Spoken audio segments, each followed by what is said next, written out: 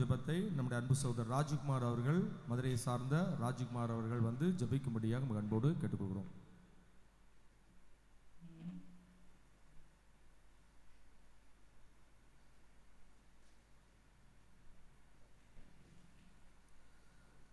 ஜெபம் செய்வோம். மகா இரக்கமும் கிருபையும் தயவும் நிறைந்தவரும், மனுஷில் ஒருவரும் கண்டிராதவரும் காணக்கூடாதவருமாய் இருக்கிற ஆதி அந்தமில்லாத ஏக சக்கராதிபதியுமான யெகோவா என்னும் நாமமுள்ள ஒன்றான மெய்தகப்பனே, அப்பா, எங்கள் ஜீவனுள்ள நாளிலே இந்த ஒரு நாளை நீர் காண செய்த கிருபைக்காக நன்றிகளையும் ஸ்தோத்திரங்களையும் ஏறெடுக்கிறோம். அப்பா தகப்பனே, இந்த வருடம் முழுவதும் எங்களை பாதுகாத்து இந்த ஒரு புதிய மாதத்திலேயும் எங்களை அடியெடுத்து வைப்பதற்கு நீர் கிருபை பாராட்டி இருக்கிறீரப்பா, உமக்கு நன்றி செலுத்துகிறோம். அற்பமும் பாவியும் குப்பையும் தூசுமாக இருந்த எங்களையும் கூட தகப்பனே, நீர் உலக தோற்றத்திற்கு முன்பதாக முன்குறித்து உமது குமாரனுக்குள்ளாக நீர் எங்களை தெரிந்து கொண்டு உம்முடைய சத்திய வசனத்தினாலே நீர் ஜெனிப்பித்த தயவிற்காக கோடான கோடி நன்றிகளையும் ஸ்தோத்திரங்களையும் ஏறெடுக்கிறோம். அப்பா, எந்த விதத்திலும் தகுதி இல்லாத எங்களுக்காக உமது ஒரே பேரான குமாரனையே நீர் பலியாக கொடுத்து எங்கள் மீது வைத்த அன்பை நீர் விளங்க பண்ணி இருக்கிற தயவிற்காக நன்றி செலுத்துகிறோம். எங்கள் வாழ்க்கையிலே, எங்கள் குடும்பத்திலும், எங்கள் சபையிலும் இதுவரையிலும் நீர் பாராட்டி வருகிற எல்லா நன்மைகளுக்கும் நாங்கள் நன்றிகளை ஏறெடுக்கிறோம். அப்பா தகப்பனே, இவைகளை எண்ணும் போது திரும்ப செலுத்த எங்களிடத்தில் ஒன்றுமில்லை. அப்பா, நீர் என்ன நோக்கத்திற்காக எங்களை அந்தகார இருளிலிருந்து ஆச்சரியமான ஒளிநிறத்திற்கு நீர் அழைத்தீரோ அதன் உண்மை பொருளை உணர்ந்து தகப்பனே, மரண பரியந்தம் உமக்கு உண்மையுள்ள பிள்ளைகளாக நாங்கள் ஜீவிக்க நீர்தாமே பரத்திலிருந்து முது பரிசுத்தாவியால் அளவில்லாமல் தந்து வழிநடத்த வேண்டுமாய் கெஞ்சி மன்றாடுகிறோம். அப்பா, இந்த நாளிலும் விசேஷமாக 12 சபையில் உள்ள சகோதர சகோதரிகள் ஒவ்வொருவரையும் நாங்கள் முகமுகமாய் காணும்படி நீர் பாராட்டின கிருபைகளுக்காக நன்றி செலுத்துகிறோம். தகப்பனே, இந்த நாள் முழுவதும் நீர் எங்களுக்கு வெளிப்பட்டு நீர் தரப்போகிற சத்தியத்திற்காக உமக்கு நன்றிகளை ஏறெடுக்கிறோம். அப்பா, இந்த நாளிலும் விசேஷமாக உம்மோடு கூட நல்மனசாட்சியின் உடன்படிக்கை செய்த இந்த 4 குழந்தைகளை உமது கரத்திலே ஒப்புக் கொடுக்கிறோம். இனி அவர்கள் வாழ்க்கையிலே ஒவ்வொரு பயணத்திலும் சோதனைகளிலும் உம்முடைய நேசக்கரம் கூட இருந்து வழிநடத்த வேண்டுமாய் கெஞ்சி மன்றாடுகிறோம். அப்பா, இந்த நாள் முழுவதும் உம்முடைய தெய்வீக பிரசன்னம் எங்களோடு கூட இருந்து வழிநடத்த வேண்டுமாய் இந்த சிறிய மன்றாட்டை எங்கள் மீட்பெரும் இரட்சகரும் ராஜாவும் கண்மலையும் ஜீவாதிபதியுமாய் இருக்கிற ஆண்டவராகிய இயேசு கிறிஸ்துவின் விலையேற பெற்ற நாமத்தில் இருந்து மன்றாடுகிறோம் எங்கள் ஜீவனுள்ள நல்ல பிதாவே.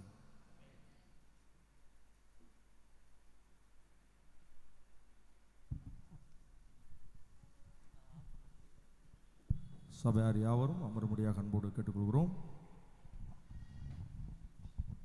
இன்றைய நாளுக்கான பரலோக மன்னாவை நம்முடைய அன்பு சகோதரர் செல்வின் அவர்கள் மதுரையிலிருந்து வந்திருக்கிறாங்க.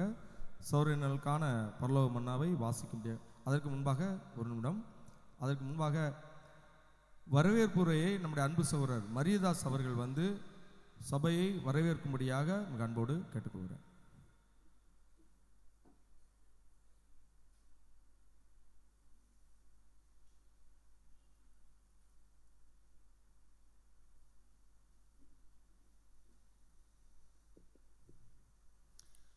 கிறிஸ்து இயேசுவுக்குள் அன்பாய் அழைக்கப்பட்ட அன்புக்குரிய சகோதர சகோதரிகளே, நம்முடைய பிதாவாகிய தேவனாலும் ஆண்டவராகிய இயேசு கிறிஸ்துவினாலும் நமக்கு கிருபையும் சமாதானமும் வருவதாக என்ற வாழ்த்துதலோடு, தேவனுடைய பெரிதான கிருபையினாலே இந்த நாளிலே நாம் சகோதர சகோதரிகளாக இந்த ஒரு நாள் கூடுகையிலே நாம் கலந்து தேவனுடைய நாமத்தை மகிமைப்படுத்தும் வண்ணமாக தேவன் நம்மை ஒருவர் காண செய்த கிருபைகளுக்காக மீண்டுமாக நன்றி ஸ்தோத்திரங்களை ஏறெடுத்துக்கொள்வோம். இன்றைய நாளிலே இந்த இடத்திலே இந்த அழைப்பை ஏற்று சகோதர ஜெபத்திலே சொன்ன மாதிரி 12 சபைகளிலிருந்து சகோதர சகோதரிகள் முகமுகமாய் காணவும் அவருடைய விலையேறப்பெற்ற சத்தியத்தை கேட்கவும் தேவன் நமக்கு கிருபை பாராட்டியிருக்கிறார். அன்புக்குரிய சகோதரர்களே, அனைத்து சபையிலிருந்து வந்த சகோதர சகோதரிகளையும் உங்கள் அனைவரின் சார்பாக, நாகர்கோவில் சபை சார்பாக அன்புடன் உங்களை வரவேற்கிறோம். தேவன் தாமே இந்த ஒரு நாளை நமக்கு ஆசீர்வாதமாக்கி தருவாராக. ஆமென்.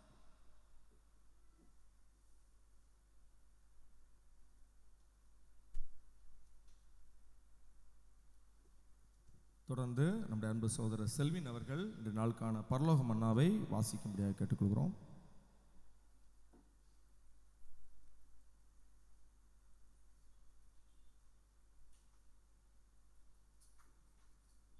அக்டோபர் 2 இன்றைய பரலோக மன்னா. பின்னானவைகளை மறந்து முன்னானவைகளை நாடி இலக்கை நோக்கி தொடர்கிறேன். பிலிப்பியர் 3ஆம் அதிகாரம் 13 முதல் 14 வரை. இதற்குரிய விளக்கம்: நாம் விட்டு வந்த பின்னான காரியங்களை நாம் மறக்க வேண்டியவர்களாய் இருக்கிறோம். இது தேவ சித்தமாய் இருக்கிறது. தேவன் நம்முடைய எல்லா பாவங்களையும் அக்கிரமங்களையும் மன்னித்து அவைகளை தமக்கு பின்னாக எறிந்து விட்டார். நம்முடைய இரட்சகரின் மரணத்தின் மூலம் நம் பாவங்கள் மூடப்பட்டு விட்டது. இது முதற்கொண்டு அவருடைய அடிச்சுவடுகளை பின்பற்றி நடப்பவர்கள் தாங்கள் விட்டு வெளியேறிய மாமிச காரியங்களை மீண்டும் பின்பற்றக்கூடாது. மாமிசம் பலவீனமானது.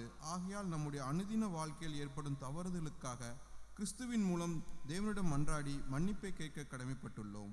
நமக்கு முன் வைக்கப்பட்டுள்ள பரிசை நோக்கி தொடர்ந்து முன்னோக்கி ஓடக்கடவோம்.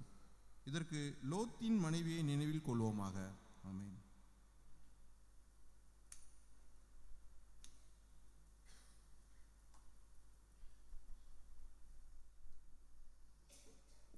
அன்புக்குரிய சகோதரர்களே, இந்த நாளுக்கான முதலாவது செய்திக்குள்ளே நம்ம கடந்து செல்ல இருக்கிறோம். நம்முடைய அன்பு சகோதரர் நிதின் அவர்கள் கோவையிலேருந்து நம்முடைய வந்திருக்கிறாங்க. ஒரு சகோதரரை எங்கள் நார்வல் சபையின் சார்பாக வரவேற்றுக் கொள்கிறோம். அன்பின் வாழ்த்துக்களை கூட தெரிவித்துக் கொள்கிறோம். சகோதரர் எடுத்துக்கொள்ளப்பட்ட சபை தலைப்பு சபை கூடி வருதலின் முக்கியத்துவம் என்ற தலைப்பில் தேவ செய்தியை வழங்க இருக்கிறாங்க. சகோதரரை இந்த சத்தியத்தை கற்றுத்தரும்படியாக மிக அன்போடு அழைக்கிறோம்.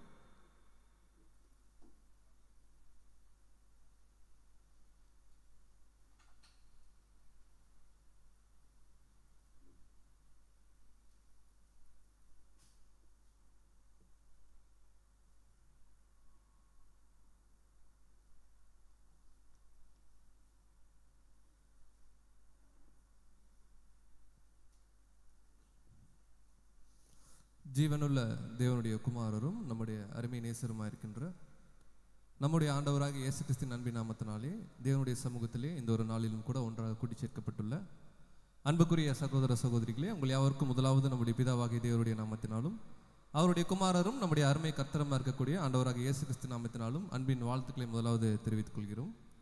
விசேஷமாக அடியேன் சார்ந்திருக்கிறதான கோயம்புத்தூரில் இருக்கக்கூடிய ஒவ்வொரு அன்பு சகோதர சகோதரிகளின் அன்பின் வாழ்த்துக்களையும் கூட இங்கு கூடி இருக்கக்கூடிய அனைத்து பரிசுத்தவான்களுக்கும் தெரிவித்துக்கொண்டு, ஸோ இந்த நாளிலும் கூட தேவன் கிருபையாக ஒரு விசேஷமான ஒரு கூடுகையில் நம்மளை இந்த இடத்துல கூட்டி சேர்த்துருக்காங்க. ஸோ மீண்டும் நம்முடைய தேவனுக்கு நாம் நன்றிகளை நாம் தெரிவித்துக் கொள்வோம். ஸோ இந்த நாளில் கூட முதலாவது ஒரு பாடமாக நம்ம பார்க்க இருக்கிற ஒரு வேத பாடத்தின் தலைப்பு பார்த்திங்கன்னா சபை கூடி வருதலின் முக்கியத்துவம். ஒரு சில சகோதரர்கள் மேபி ஆன்லைனில் கேட்டிருக்கலாம். பட் இருந்த போதிலும் இந்த பாடம் பார்த்திங்கன்னா ரொம்ப முக்கியத்துவம் வாய்ந்த ஒரு விஷயமா இருக்குது. இந்த கடைசி நாட்களில் விசேஷமாக பரிசுத்தவான்களாகிய நமக்கு பார்த்திங்கன்னா ரொம்ப முக்கியமான ஒரு டெஸ்டிங் அண்ட் ட்ரையல் பீரியடில் நம்ம இருக்கிறோம். அன்பு தணிந்து போகக்கூடிய காலத்தில் இருக்கிறோம். ஸோ இந்த தருணத்தில் பார்த்திங்கன்னா நமக்கு மிக அவசியமாக இருக்கக்கூடிய ஒரு காரியத்தை நம்ம என்ன பண்ண போகிறோம்னா இந்த நாளில் கூட தேவனுடைய கிருபையில் அவருடைய வசனங்களை தியானிக்கலாம். ஸோ இந்த ஒரு வேத பாடத்துக்கு ஆதாரமாக நம்ம வாசிக்கலாம். வசனம் எபிரேயர் 10ஆம் அதிகாரம் வசனம் 25. மைக்கிங்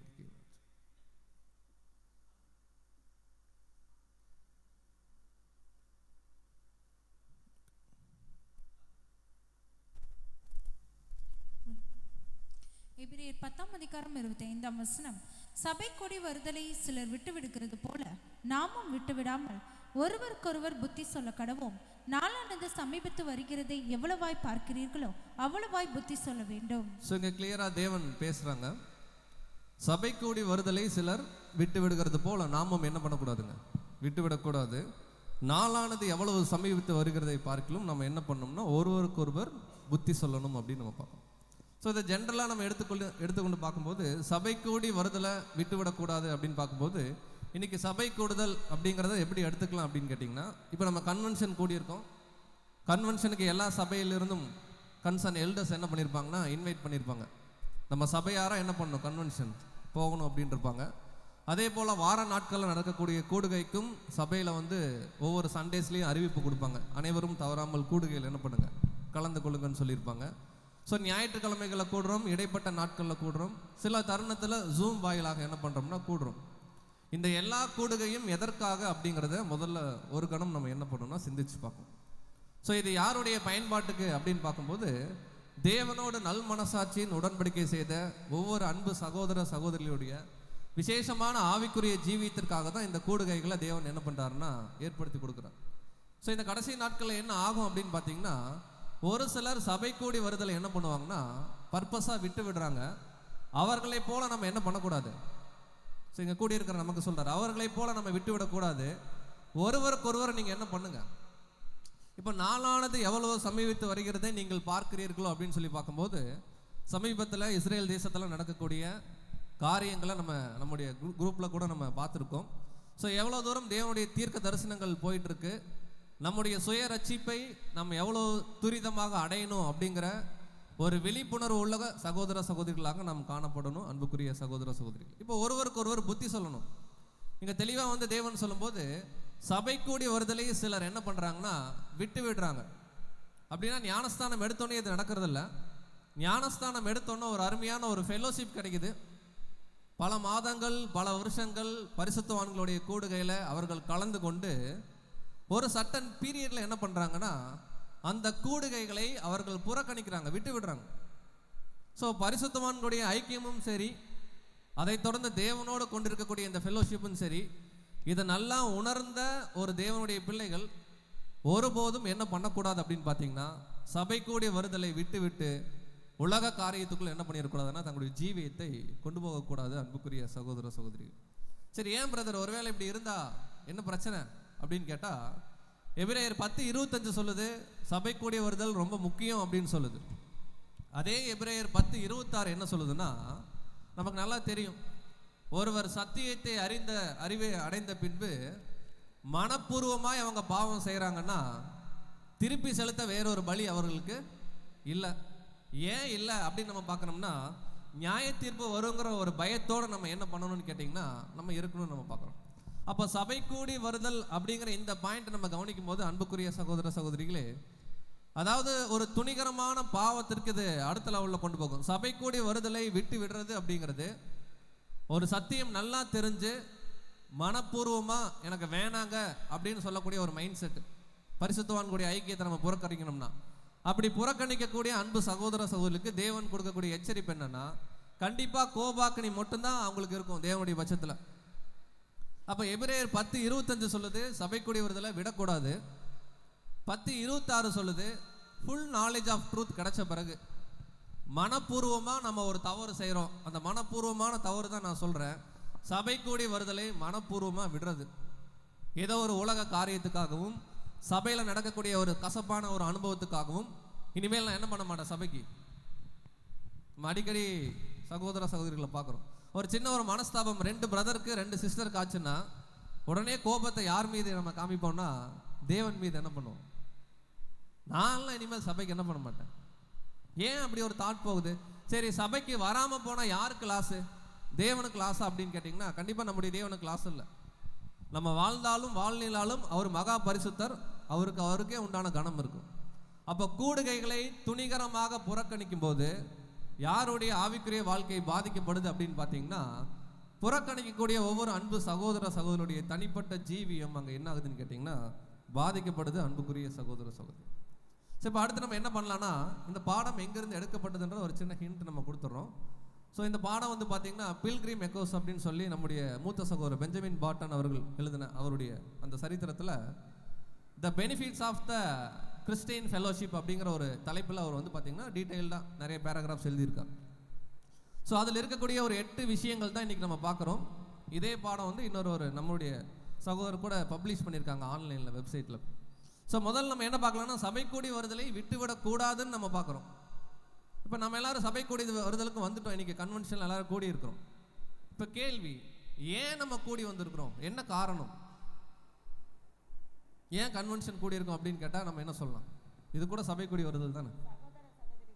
சகோதர சகோதரிகளை என்ன பண்ணணும் பார்க்கணும். அடுத்து இல்லை எவ்வளோ பாயிண்ட் வருதுன்னு பார்க்குறேன். தேவ செய்தி என்ன பண்ண போகிறோம், கேட்க போகிறோம். நானே சொல்லிடுறேன், தேவனை மகிமைப்படுத்தி பாட போகிறோம், இதெல்லாம் ஓகே.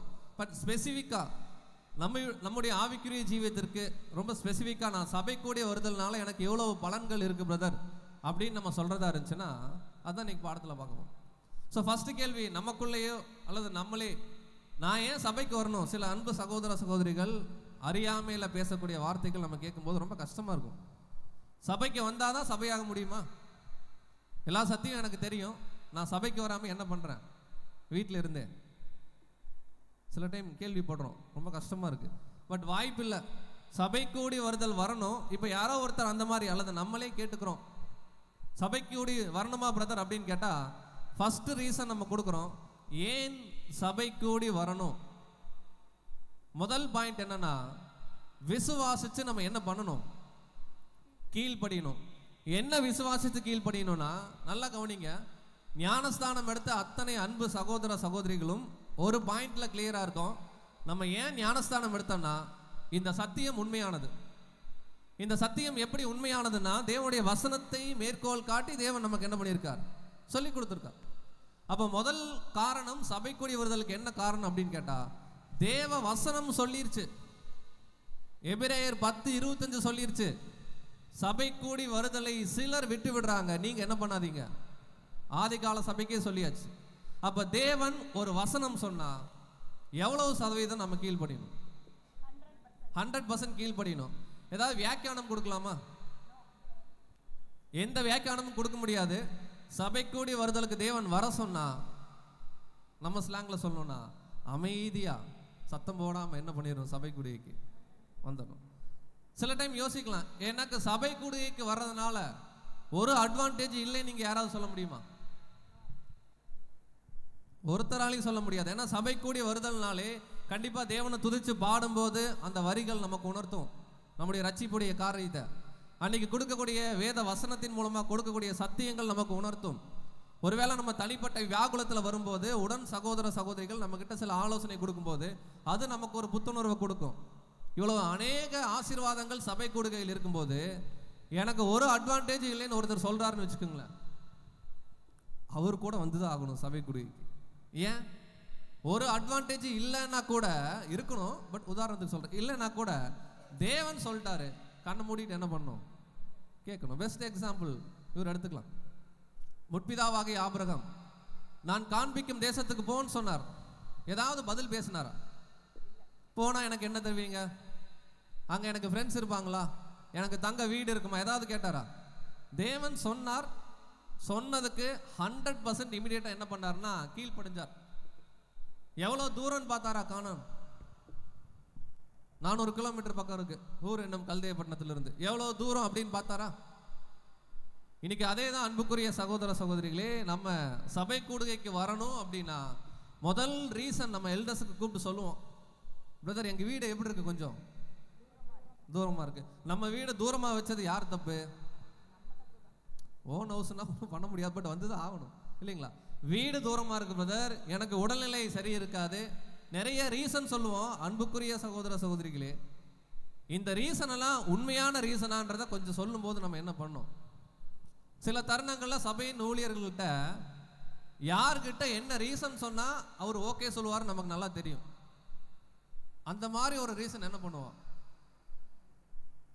ஃபோன் பண்ணி, ஏன் பிரதர் சண்டே வரலன்னா உடனே ஒரு ரீசன்.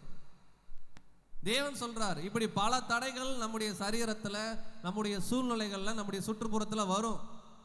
ஏன் ஆபிரகாமுக்கு வரலையா? யார் ஒருவர் தேவனோட ஐக்கியம் கொள்ளணும்னு முடிவு பண்றாங்களோ, எவ்வளவு தடைகள் வந்தாலும் அன்புக்குரிய சகோதர சகோதரிகளே, அந்த தடைகளை நாம என்ன பண்ணணும்? நிறைய யோசிப்போம், வீடு தூரம், உடம்பு சரியில்லைன்னு. ஒரு உதாரணத்துக்கு சொல்றேன், இருக்கிறலையே மனுஷனுக்கு கொடிய நோயின்னு சில நோய் இருக்கு இல்லையா? அதை வந்தா செத்துருவாங்கன்னு சொல்லி சொல்லுவாங்க இல்லையா? அந்த மாதிரி நோயுள்ள சகோதர சகோதரிகள் கூட கன்வென்ஷனுக்கு ரெகுலரா வருவாங்க. கவனிச்சிருக்கீங்களா? நமக்கு சின்ன ஒரு உடம்பு சரியில்லாமல் போயிடும், உடல்ல ஒரு டயர்டு இருக்கும், ஒரு கோல்டு இருக்கும், உடனே நம்ம என்ன பண்ண மாட்டோம்? கன்வென்ஷன் எக்லீசியாக்கு என்ன பண்ண மாட்டோம்? அப்ப நம்ம என்ன இழக்கிறோம்னா தேவ ஐக்கியத்தை இழக்கிறோம், சகோதர சகோதரனுடைய ஐக்கியத்தை இழக்கிறோம், தேவனுடைய அந்த ஒரு கேரக்டரை கற்றுக்கொள்ளக்கூடிய வாய்ப்பை இழக்கிறோம். அப்ப எவ்வளவு தடைகள் வந்தாலும் தாண்டணும். சில தருணத்துல நிறைய காரணம் சொல்லுவோம், சாக்கு போக்கு. சகோதரர் என்ன சொல்றாருன்னா, சாத்தான் ஒரு டிபார்ட்மெண்ட் வச்சிருக்காப்லையா? என்ன டிபார்ட்மெண்ட்? சாக்கு போக்கு சொல்றதுக்குன்னு ஒரு டிபார்ட்மெண்ட் இருக்கு. எந்த சகோதரனுக்கு எந்த சாக்கு சொன்னா அவர் நம்மளை நம்புவார். ஏன் பிரதர் கன்வென்ஷன் வரல அப்படின்னா அதுக்கு ஒரு ரீசன். ஏன் பிரதர் எக்லீஷா வரலன்னா அதுக்கு ஒரு ரீசன். ஏன் சிஸ்டர் வரலன்னா அதுக்கு ஒரு ரீசன். இந்த மாதிரி நிறைய ரீசன் சாத்தான் நமக்கு பின்னாடி இருந்து சொல்லி கொடுத்துட்டே இருப்பான். நீ மீட்டிங் போகாத, கேட்டா எதை சொல்லிடு, அதை சொல்லிடு, அந்த பிரதர் கன்வின்ஸ் ஆயிடுவார் அப்படின்னு. நல்லா கவனிக்கலாம் அன்புக்குரிய சகோதர சகோதரிகளே, நான் மீட்டிங் போகாம இருக்கிறதுக்கு காரணம், இல்லை நம்ம மீட்டிங் போகலன்னா லாஸ் நம்முடைய எக்லீஷாக்கு கிடையாது, நம்மளை வழி நடத்தக்கூடிய சகோதரர்களுக்கு கிடையாது, நம்ம உடன் ஊழியர்களாக இருக்கக்கூடிய அனைத்து பரிசுத்தவான்களுக்கு கிடையாது. நாம மீட்டிங் போகல அப்படின்னா லாஸ் நம்முடைய தனிப்பட்ட ஆவிக்குரிய வாழ்க்கைக்குன்றத எப்போ ஒரு சகோதரனோ ஒரு சகோதரியோ உணர்றாங்களோ ஒருபோதும் சாக்கு போக்கு என்ன பண்ண மாட்டாங்க. இருக்கலாம், ரொம்ப ரேர் சுச்சுவேஷன் இருக்கலாம், தேவன் கன்சிடர் பண்ணுவார். எப்பவுமே என்ன பண்ணக்கூடாது. இப்படிதான் இஸ்ரேல் ஜனங்கள் சொன்னாங்க, நான் ஒரு நிலத்தை வாங்கிட்டேன், அகத்தியமாய் போய் அந்த நிலத்தை என்ன பண்ணணும், பார்க்கணும். நான் 5 ஏறு மாடு வாங்கிட்டேன், நான் போய் அதை டெஸ்ட் பண்ணணும். எனக்கு இப்போதான் மேரேஜ் ஆச்சு, நான் என்ன பண்ணணும், உடனே வர முடியாதுன்னாங்க. இதே மாதிரி சாக்கு போக்கு சொல்லக்கூடிய ஒரு தேவனுடைய பிள்ளைகளாக நம்ம இருக்கக்கூடாது. அப்போ சபை கூடி வருதலுடைய முதல் முக்கியத்துவம் என்னன்னா, தேவன் சொன்னா கேட்டணும். தேவனுக்கு சாக்கு சொன்னா என்ன பண்ணாது, பிடிக்காது. ஏன்னா வசனம் ரொம்ப கிளியரா இருக்கு. சகோதரர் கூட சொல்றாரு, நம்ம எந்த கிளாஸா இருக்கணும்ன்றாருன்னா, let us not be of that class that are seeking some excuse. காரணம் சொல்லக்கூடிய அல்லது சாக்குப்போக்கு சொல்லக்கூடிய வகுப்பார நம்ம இருக்கக்கூடாது. அதற்கு மாறாக அந்த வகுப்பார் என்ன பண்ணுவாங்கன்னா, they may not have to act on what God has advised. அதாவது தேவன் என்ன சொல்றாரோ அதப்படி அவங்க கேட்க மாட்டாங்க. திரள் கூட்டம், நம்ம திரள் கூட்டமா போக வந்திருக்குமா? யாராவது ஒருத்தர் என் வாழ்க்கையில என்னுடைய ஏமே திரள் கூட்டம் தாங்க அப்படின்னு சொல்லுவீங்களா? யாராவது ஒருத்தர் சொல்ல மாட்டோம். அப்ப அந்த வகுப்பாருக்கு உண்டான செயல்பாடுகள் நம்ம கிட்ட என்ன பண்ணக்கூடாது, காணப்படக்கூடாது. அன்புக்குரிய சகோதர சொல்லி வசனம் தெளிவா சொல்லுது, கவனிக்கலாம். 1 யோவான் 3ஆம் அதிகாரம் 24ஆம் வசனம். 1 யோவான் 3ஆம் அதிகாரம் 24ஆம் வசனம்.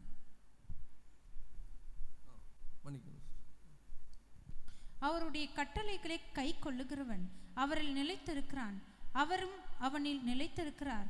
அவர் நம்மில் நிலைத்திருக்கிறதை அவர் நமக்கு தந்தருளின ஆவியினாலே அறிந்திருக்கிறோம். பாருங்க, தெளிவா வசனம் சொல்லுது, அவருடைய கட்டளைகளை கை கொள்ளணும். யார் ஒருவர் கை கொள்றாங்களோ அவர்கள் தான் எங்க நிலைச்சிருக்காங்கன்னா தேவன் கிட்ட. இப்ப நம்மளுடைய கேள்வி, அவருடைய கட்டளையில முதல் கட்டளை என்னன்னா, இந்த பாடத்துல சபை கூடி வருதலை நீங்க என்ன பண்ணாதீங்க, எனி காஸ்ட், என்ன பிரச்சனை வந்தாலும் சரி, பரிசுத்தவான்களுடைய ஐக்கியத்தை ஒருத்தர் இழக்க துணிகிறார் அப்படின்னா அது தேவனே இழக்க துணிகிற மாதிரி. அன்புக்குரிய சகோதரர் சொல். ஸோ நம்பர் 1 ரீசன் பார்த்துட்டோம், சபை கூடி வருதலுடைய இம்பார்ட்டன்ஸ். நம்பர் 2 ரீசன் என்னன்னா, எங்க தான் தேவன் இருப்பாரு? நம்ம இருதயம் தான் தேவன் வாசம் பண்ற இடம், எல்லாம் ஓகே தான். பட் எங்க தேவன் இருப்பாருன்னா, தேவனுடைய பிள்ளைகள் எங்க இருக்கிறாங்களோ, விசுவாசிக்கிறோம், இந்த இடத்துல தேவ பிரசனம் இருக்கு. உணர்றமா? இது தனிப்பட்ட இருதயத்தை சார்ந்த விஷயம், ஆனா காமனா உங்கள் சார்பா உணர்றன்னு சொல்லலாம். அப்ப இங்க தேவனுடைய பிள்ளைகள் இருக்காங்க, நம்ம விசுவாசிக்கிறோம். இங்க இருக்கக்கூடிய அநேக சகோதர சகோதரிகள் தேவனுடைய சித்தம் செய்யறவங்களா இருக்காங்க.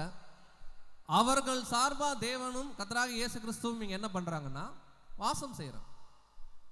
கிளியரா பார்க்கணும். அப்ப தேவன் வாசம் செய்யற இடத்துல யார் இருக்கணும்? பரிசுத்தவான்கள். நம்ம யாரு? நம்ம யாருன்னே தெரியல பிரதர். நம்ம இருக்கணும். ஏன்னா வசனம் தெளிவா இருக்கு. நம்ம நேரம் இல்லாதனால அந்த வசனத்தை ஜஸ்ட் நம்ம பேசிட்டு போகலாம். ஸோ வசனம் என்ன சொல்லுதுன்னா, என் நாமத்தினாலே எங்கே 2 பேர் 3 பேர் கூடுகிறீங்களோ அங்க நான் என்ன பண்றேன்? வாசம் பண்றேன் அப்படிங்கிறார். அப்ப இங்க அநேகர் நம்ம கூடும்போது அல்லது எக்லீசியாஸ்ல நம்ம சபை கூடி வரும்போது தேவன் வாசம் பண்ற இடத்த யாராவது ஒருத்தர் புறக்கணிக்கிறாங்க அப்படின்னா அது தேவனே என்ன பண்ற மாதிரி. ஸோ நமக்கு தலை யாரு நமக்கு தெரியும், கர்த்தராகிய இயேசு கிறிஸ்து தான் நமக்கு தலை, நம்ம சரீரம். இப்போ கர்த்தராகிய இயேசு கிறிஸ்து எங்க போவார் இந்த பூமியில் இருந்தாருன்னா? இப்போ இந்த காலகட்டத்தில் கர்த்தராகிய இயேசு கிறிஸ்து இந்த பகுதியில் இருக்காருன்னா எங்க தான் அவருடைய முழு நோக்கமும் முழு சிந்தையும் இருக்குன்னா, சுவிசேஷத்தை அறிவிக்கிறதுலையும் ஆல்ரெடி அவரோடு கூட உடன்படிக்கை செய்த பரிசுத்தவான்களோட ஐக்கியம் கொள்றதுல மட்டும்தான் அவருடைய நோக்கம் இருக்குமே தவிர வேற ஏதாவது நோக்கம் இருக்குமா? அப்ப நம்ம எடுத்துக்கலாம். நாம ஞானஸ்தானம் எடுத்துட்டோம். சபை கூடி வருதலுடைய இம்பார்ட்டன்ஸ் பார்க்கும்போது யார் 1,44,000 பேர் அவங்கள பத்தி வசனம் சொல்லுது. ஆட்டுக்குட்டியானவர் எங்கே போனாலும், வெளிப்படுத்தல் 14 நாள்ல, அவரை பின்பற்றுகிறவர்கள் இவர்களே. இப்ப ஆட்டுக்குட்டியானவர் இங்க இருந்தாருன்னா அவர் எங்க தான் போவார்? ஒரு ஸ்லைடு ஆட்டோமேட்டிக்கா மாறி ஸோ இங்க தான் இருப்பார். அப்ப நம்ம விசுவாசிக்கிறோம் அன்புக்குரிய சகோதர சகோதரிகளே. நம்பர் 2 ரீசன் ஏன் நான் சபை கூடுதலுக்கு வரணும்னு யாராவது கேட்டா, தேவனுடைய பிள்ளைகள் இருக்க இடத்துல தாங்க தேவன் இருப்பாரு. தேவன் இருக்க இடத்துல நான் இருக்கணுங்க. ஏன்னா நான் அவரோட என்ன பண்ணியிருக்கேன்? உடன்படிக்கை செஞ்சிருக்கேன். அப்போ சபை கூடி வருதலை சிலர் விட்டு விடுறாங்க. நாம என்ன பண்ணக்கூடாது? விட்டு விடக்கூடாது. நம்பர் 1 ரீசன், தேவன் சொல்லிட்டாரு, நம்ம என்ன பண்ணணும்? கேட்கணும். நம்பர் 2 ரீசன், தேவனுடைய பிள்ளைகள் இருக்க இடத்துல தேவன் வாசமா இருப்பார். நம்ம என்ன பண்ணணும்? தேவனை பார்க்க. இப்போ இந்த கன்வென்ஷன் டைம் எத்தனை மணி வச்சுக்கலாம்? ஒரு 9:30 வச்சுக்கலாமா? கொஞ்சம் முன்னப்பின்னு இருந்துச்சு. But 9:30 convention time. நம்ம எத்தனை மணிக்கு வந்தோம் உள்ள இந்த ஹால்குள்ள? 9 மணிக்கு. மெஜாரிட்டி வந்துட்டோம். நான் சொல்கிறேன், அந்த மைனாரிட்டிக்கு நான் சொல்கிறேன். அப்போது எப்போவுமே நாட் ஓன்லி கன்வென்ஷன் மட்டும் இல்லை, இப்போ நம்முடைய எக்லீஷியா சண்டே ஆராதனை 9 மணினா, அன்புக்குரிய சகோதர சகோதரிகளே, 9 மணிக்கு தேவன் இருப்பார் உள்ள. தேவனுடைய குமாரனாகிய கர்த்தராகிய இயேசு கிறிஸ்துவோடைய பிரசனம் இருக்கும். நாம 9:05 வரோம்னு வச்சுக்கோங்களேன். என்ன அர்த்தம்? எப்படி தெரியுமா இருக்கும்? தேவனுக்கு வேற எந்த வேலையும் இல்லைங்க. அவர் என்ன பண்ணுவார்? கரெக்டா வந்துருவாரு. எனக்கு எவ்வளவு வேலை இருக்கு? சில டைம் இப்படிதான் சொல்லுவோம்.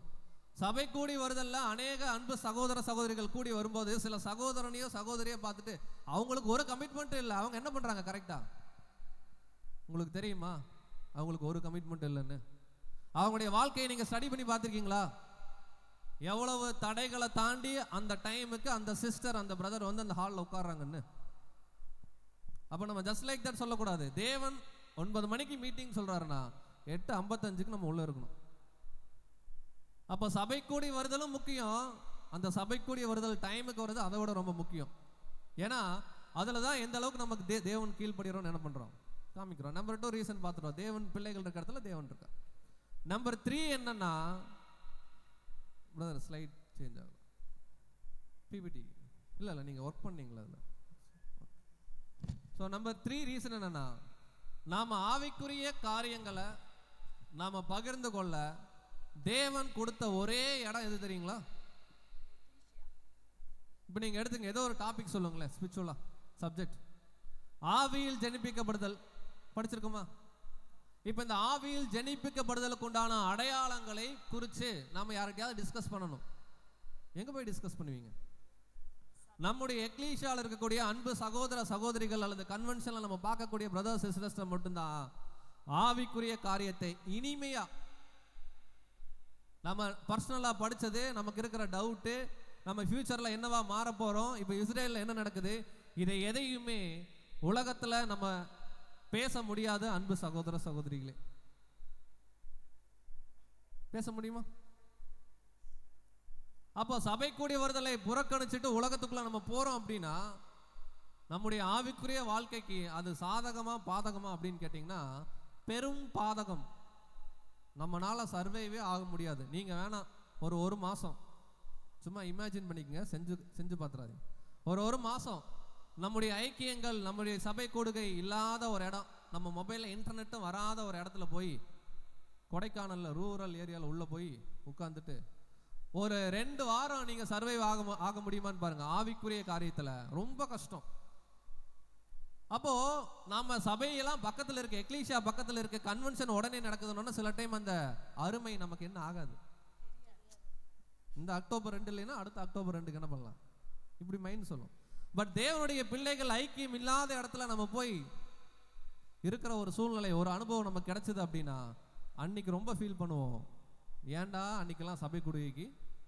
இப்போ இன்டர்நெட் இருக்கு, இன்டர்நெட்டே இல்லாத ஒரு இடத்துல போய் இருங்க, 4G வராத 5G வராத இடத்துல ரொம்ப ஃபீல் பண்ணுவோம் அன்புக்குரிய சகோதர சகோதரி. அப்போ 3வது காரணம் தெளிவாக சொல்றார், நம்முடைய ஆவிக்குரிய காரியங்களை நீங்க எங்க தான் பேச முடியும்? நம்ம ஃபெல்லோஷிப்பில் மட்டும்தான் பேச முடியும். யோசிச்சு பாருங்க, நம்முடைய தனி ரட்சிப்பு, சுய ரட்சிப்பு இருக்கு. இந்த ரட்சிப்பின் காரியங்களை எங்க தான் பேச முடியும்? நம்ம ஆஃபீஸில் போய் பேச முடியுமா? ஆஃபீஸில் ஒருத்தர் கூட காது கொடுத்து கேட்க என்ன பண்ண மாட்டாங்க, இப்படியே இருக்க மாட்டாங்க. நம்ம வெளியே உலகத்தில் சந்திக்கக்கூடிய நபர்கள்ட்ட பேச முடியுமா? ஒருத்தரும் கேட்க மாட்டாங்க. அப்போ நம்ம ஆவிக்குரிய காரியங்களை இனிமையாக நாம் பகிர்ந்து கொள்ள தேவன் கொடுத்த ஒரே இடம் எதுன்னு கேட்டிங்கன்னா இந்த கன்வென்ஷன், நம்முடைய எக்லீஷியா கூடு.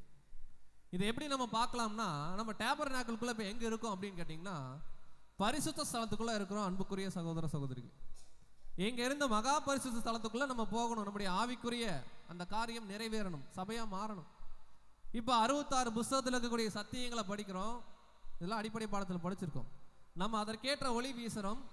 நம்முடைய வாழ்க்கையை சுகந்த பலியாக தேவனுக்கு என்ன பண்ணுறோம்? ஒப்பு கொடுக்கிறோம். இந்த கூடாரத்துக்குள்ளே தான் இப்போ நம்ம இருக்கிறோம். இந்த கூடாரத்துக்குள்ள ஒருத்தர் வந்துட்டு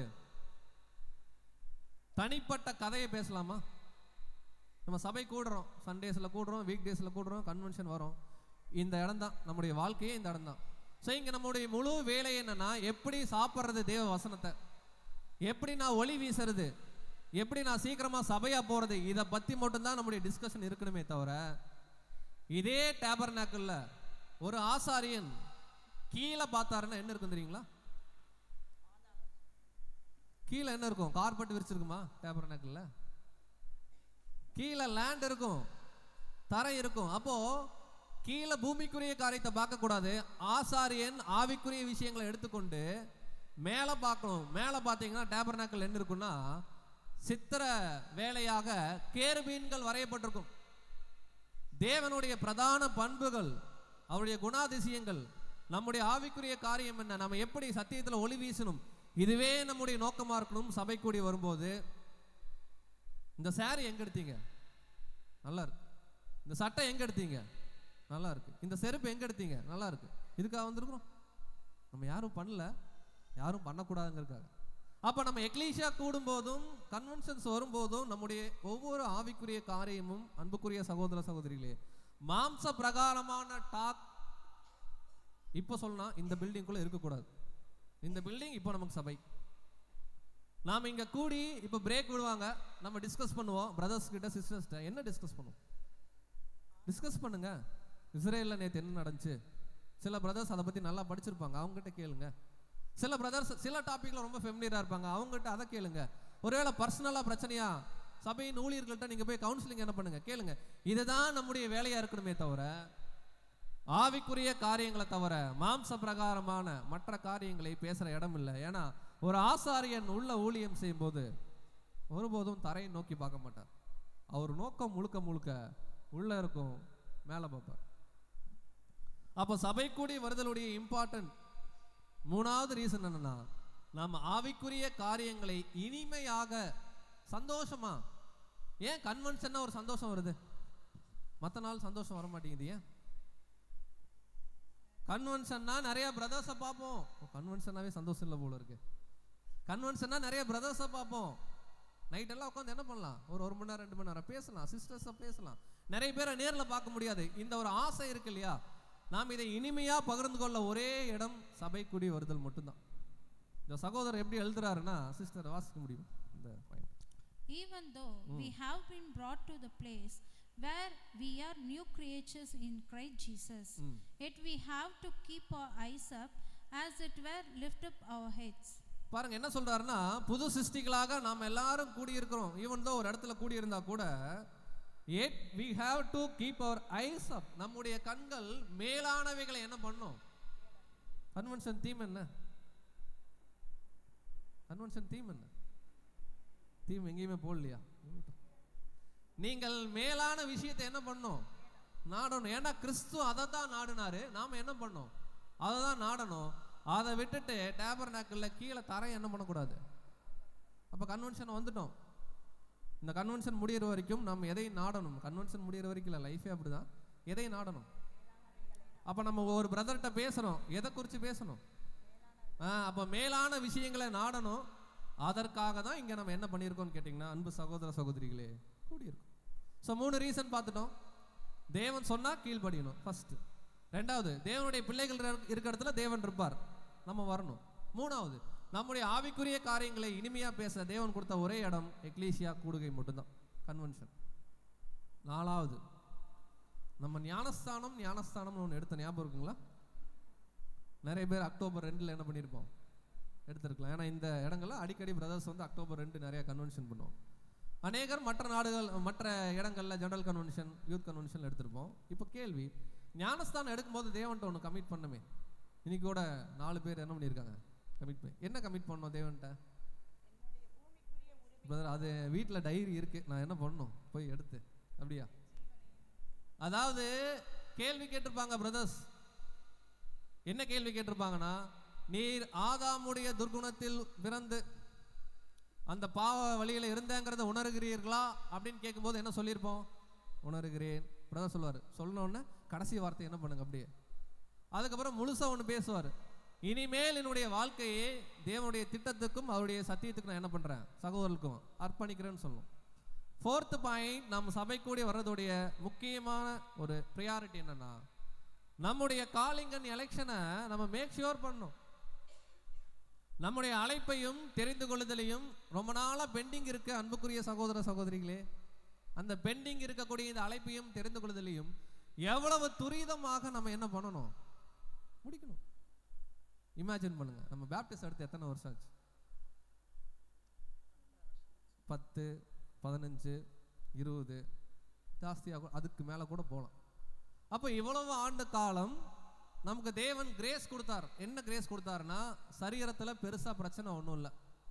கண்ணு தெளிவாக பார்க்க முடியுது, காது தெளிவாக என்ன பண்ண முடியுது, கேட்க முடியுது, சத்தியத்துக்கேற்ப நடக்க முடியுது. இவ்வளவு வாய்ப்புகளை பெற்றிருக்கிறோம். இன்னும் நம்முடைய இந்த அழைப்பை நம்ம என்ன பண்ணல முழுமையா. இப்போ என்னதான் பண்ணோம்? என்ன பிரச்சனையா இருக்கும்?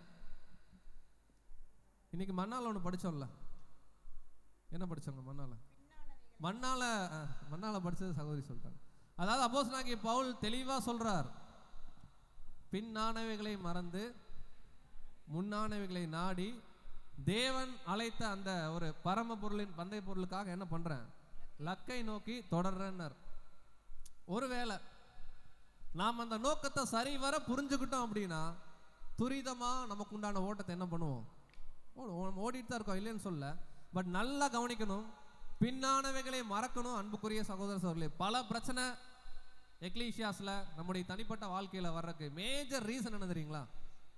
இன்னும் மாம்ச பிரகாரமான குணம் என்னன்னு கேட்டீங்கன்னா போயிட்டே இருக்கு.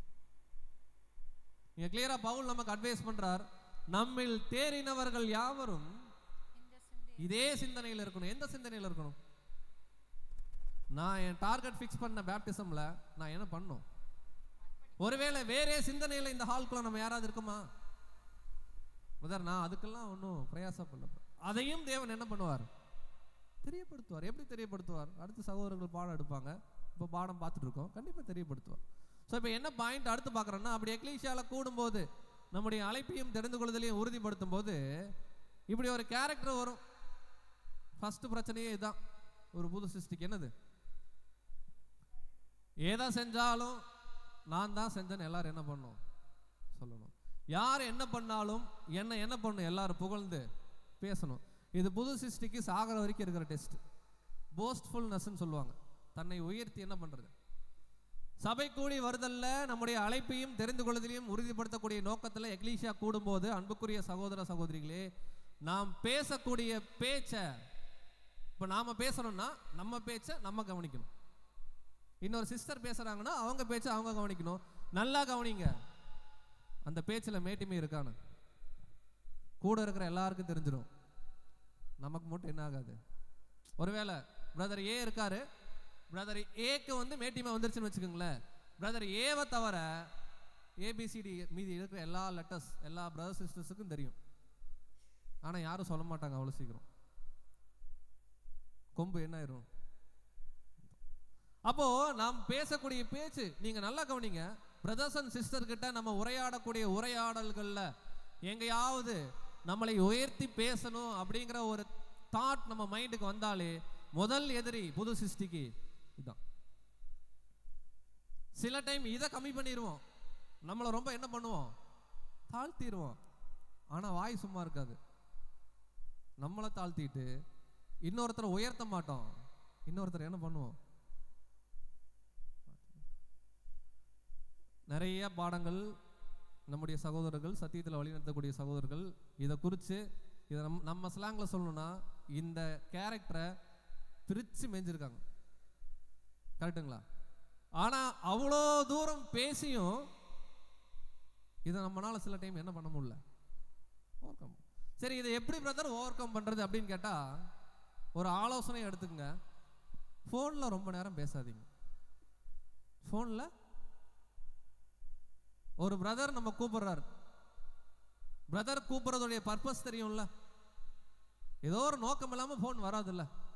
ஃபோன் வந்தோடனே பிரதர்கிட்ட நலமா இருக்கீங்களான்னு விசாரிச்சுட்டு பர்பஸ் என்ன பிரதர் சொல்லுங்கன்னு சொல்லுங்க. அந்த பிரதர் பர்பஸ் சொல்வாரா?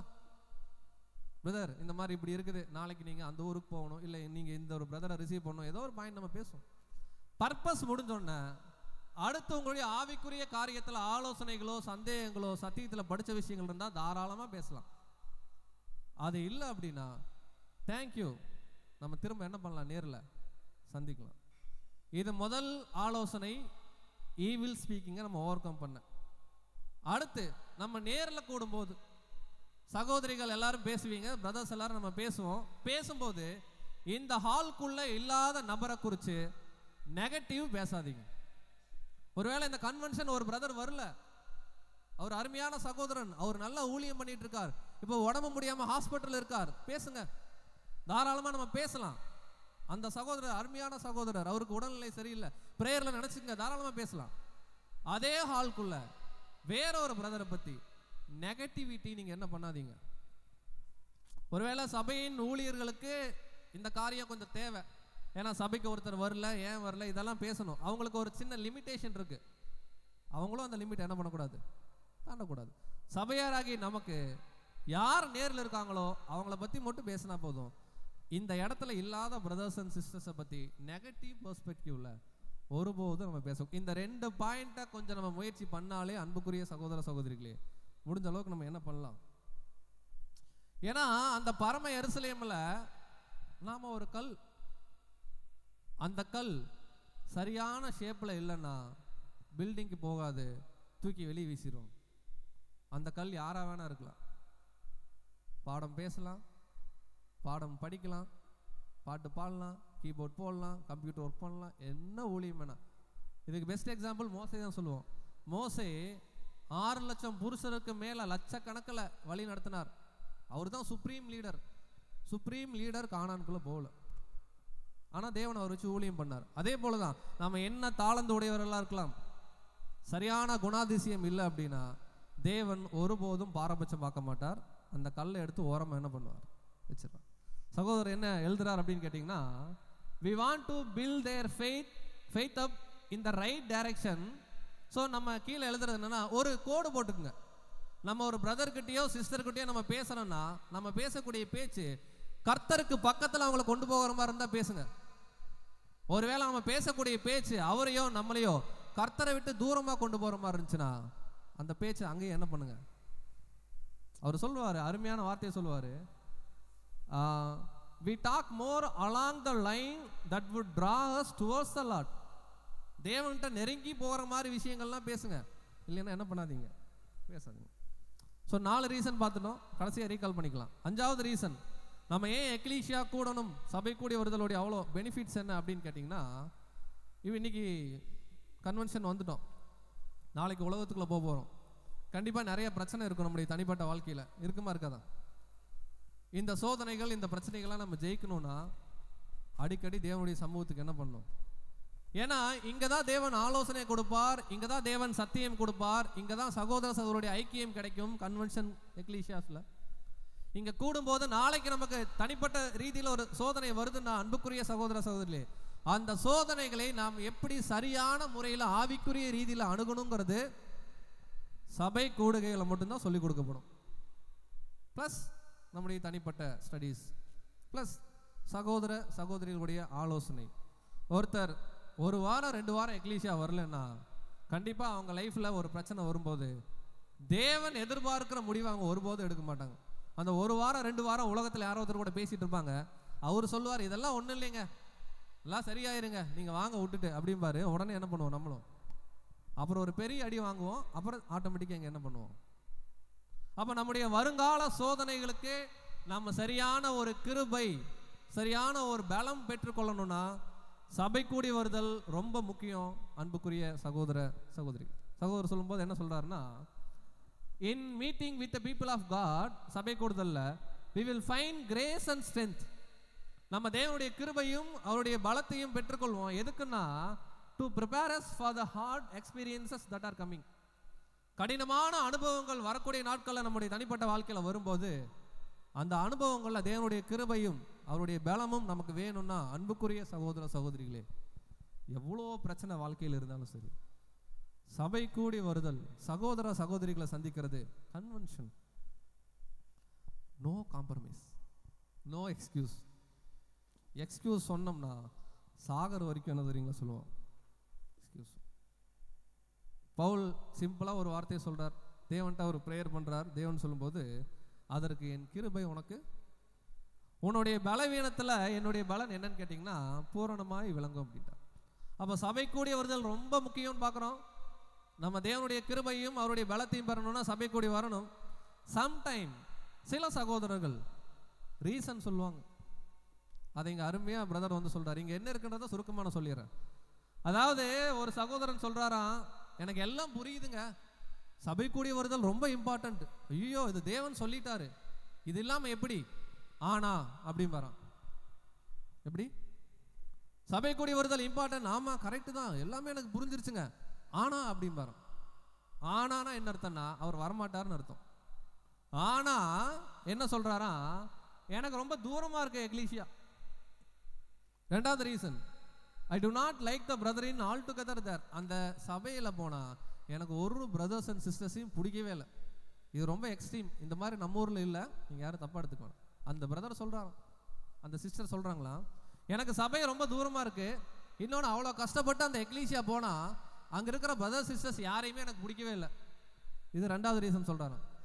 மூணாவது என்ன ரீசன் சொல்கிறாருன்னா, அந்த எக்லீசியாவில் சில பிரதர்ஸு சில சிஸ்டர்ஸ்லாம் ரொம்ப ஓவராக பண்ணிட்டு இருக்கிறாங்க, அது எனக்கு சுத்தமாகவே என்ன பண்ணல. இங்கிலீஷில் அப்படி தான் இருக்குது. Some of them have very peculiar and eccentric verse.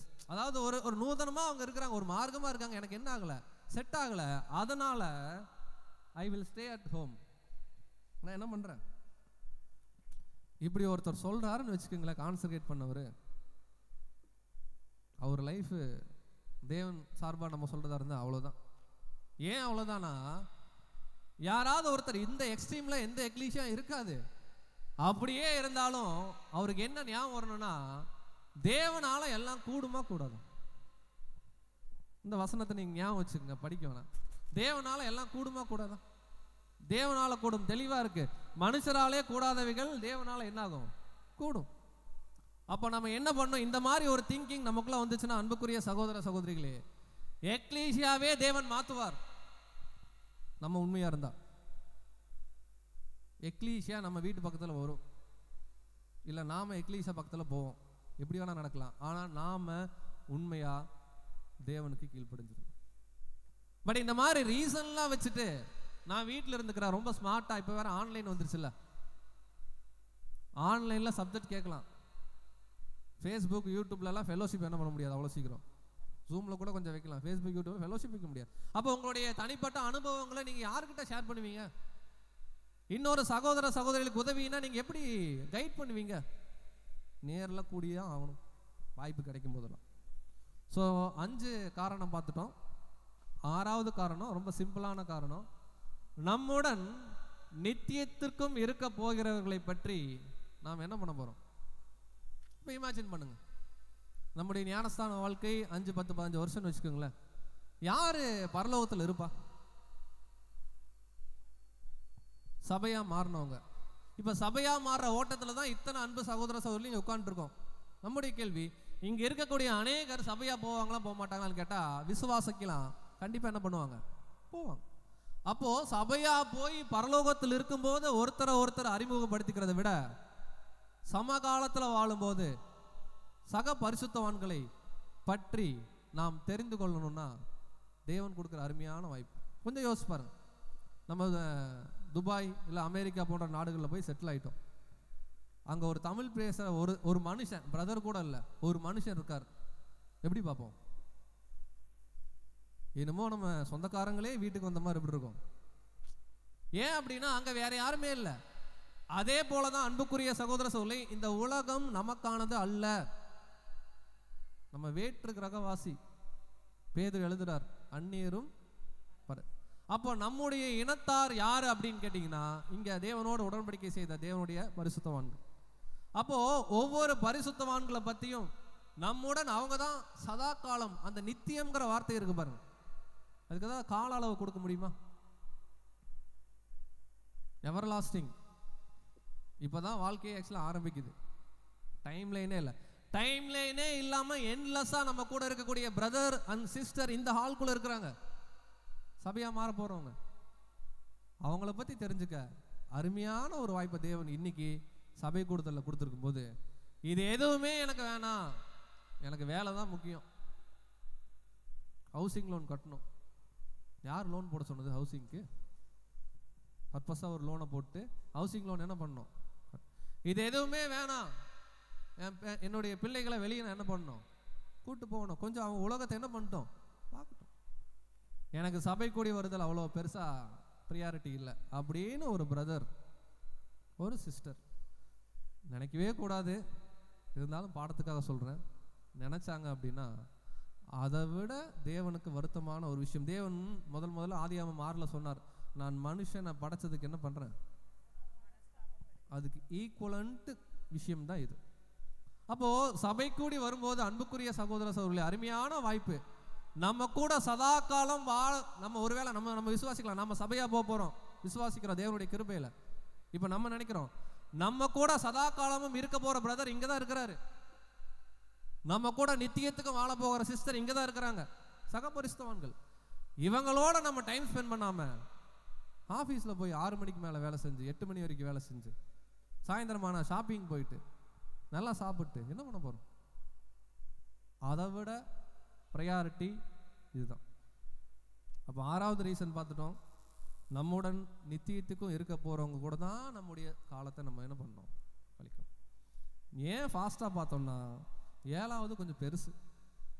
7வது என்னன்னா, நம்ம எக்லீசியா கூடுறதே அன்புக்குரிய சகோதர சகோதரிகளே, இங்கே இருக்கக்கூடிய ஒவ்வொரு பிரதருக்கும் நம்ம ஹெல்ப் பண்ண போகிறோம், இங்கே இருக்கக்கூடிய ஒவ்வொரு சிஸ்டருக்கும் நம்ம ஹெல்ப் பண்ண போகிறோம். அதே டைம் அந்த பிரதரும் அந்த சிஸ்டரும் நமக்கு என்ன பண்ண போகிறாங்க? ஹெல்ப் பண்ண போகிறாங்க. எதில் ஹெல்ப் பண்ணுவாங்க? ஃபஸ்ட்டு ஆவிக்குரிய காரியம் தான், கரெக்டுங்களா? சில டைமில் சில சகோதரனோ சகோதரியோ நினைக்கிறாங்க, எங்கள் எக்லீசியாவில் யாருமே எனக்கு சப்போர்ட் பண்ணவே மாட்டேங்கிறாங்க. யாராவது அப்படி நினைக்கிறீங்களா?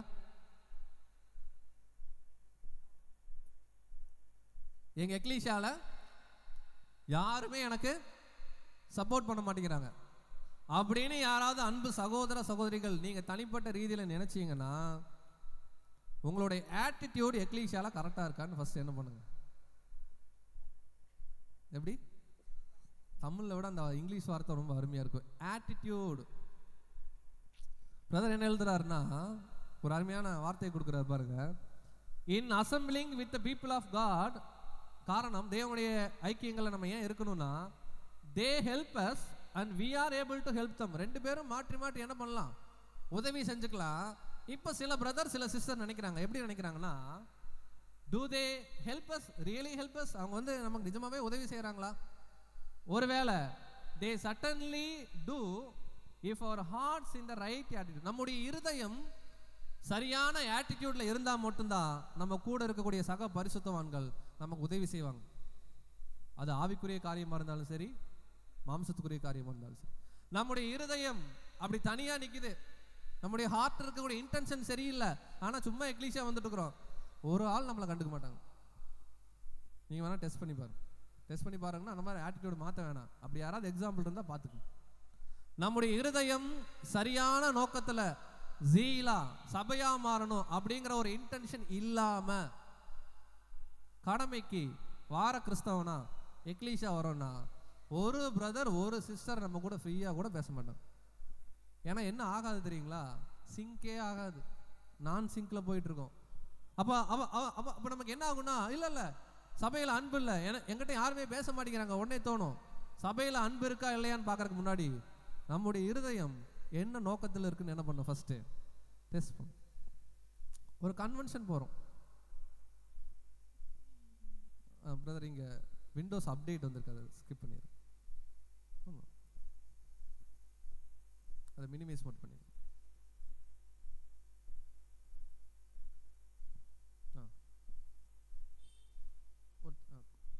ஒரு கன்வென்ஷன் போகிறோம், நம்ம எங்கே இருக்குன்னு தேடிடாதீங்க. சரி, நம்ம ஊர் கன்வென்ஷன் ஒரு ஃபோட்டோ கிடச்சிது, ஃபோட்டோ. ஒரு கன்வென்ஷன் போகிறோம், என்ன மைண்ட் செட்டில் போகணும் கன்வென்ஷனுக்கு? இப்போ கன்வென்ஷன் வந்துட்டோம், முடிஞ்சால் இதை கூட ஃபோட்டோ எடுத்து போட்டுக்கலாம், செகண்ட் சப்ஜெக்டாக இருந்துச்சுன்னா. கன்வென்ஷன் வந்துட்டோம், என்ன நோக்கத்துக்கு வந்திருக்கோம்? சீக்கிரம் சொல்லுங்கள். 10, 50, 55 சப்ஜெக்ட் முடிக்கணும்.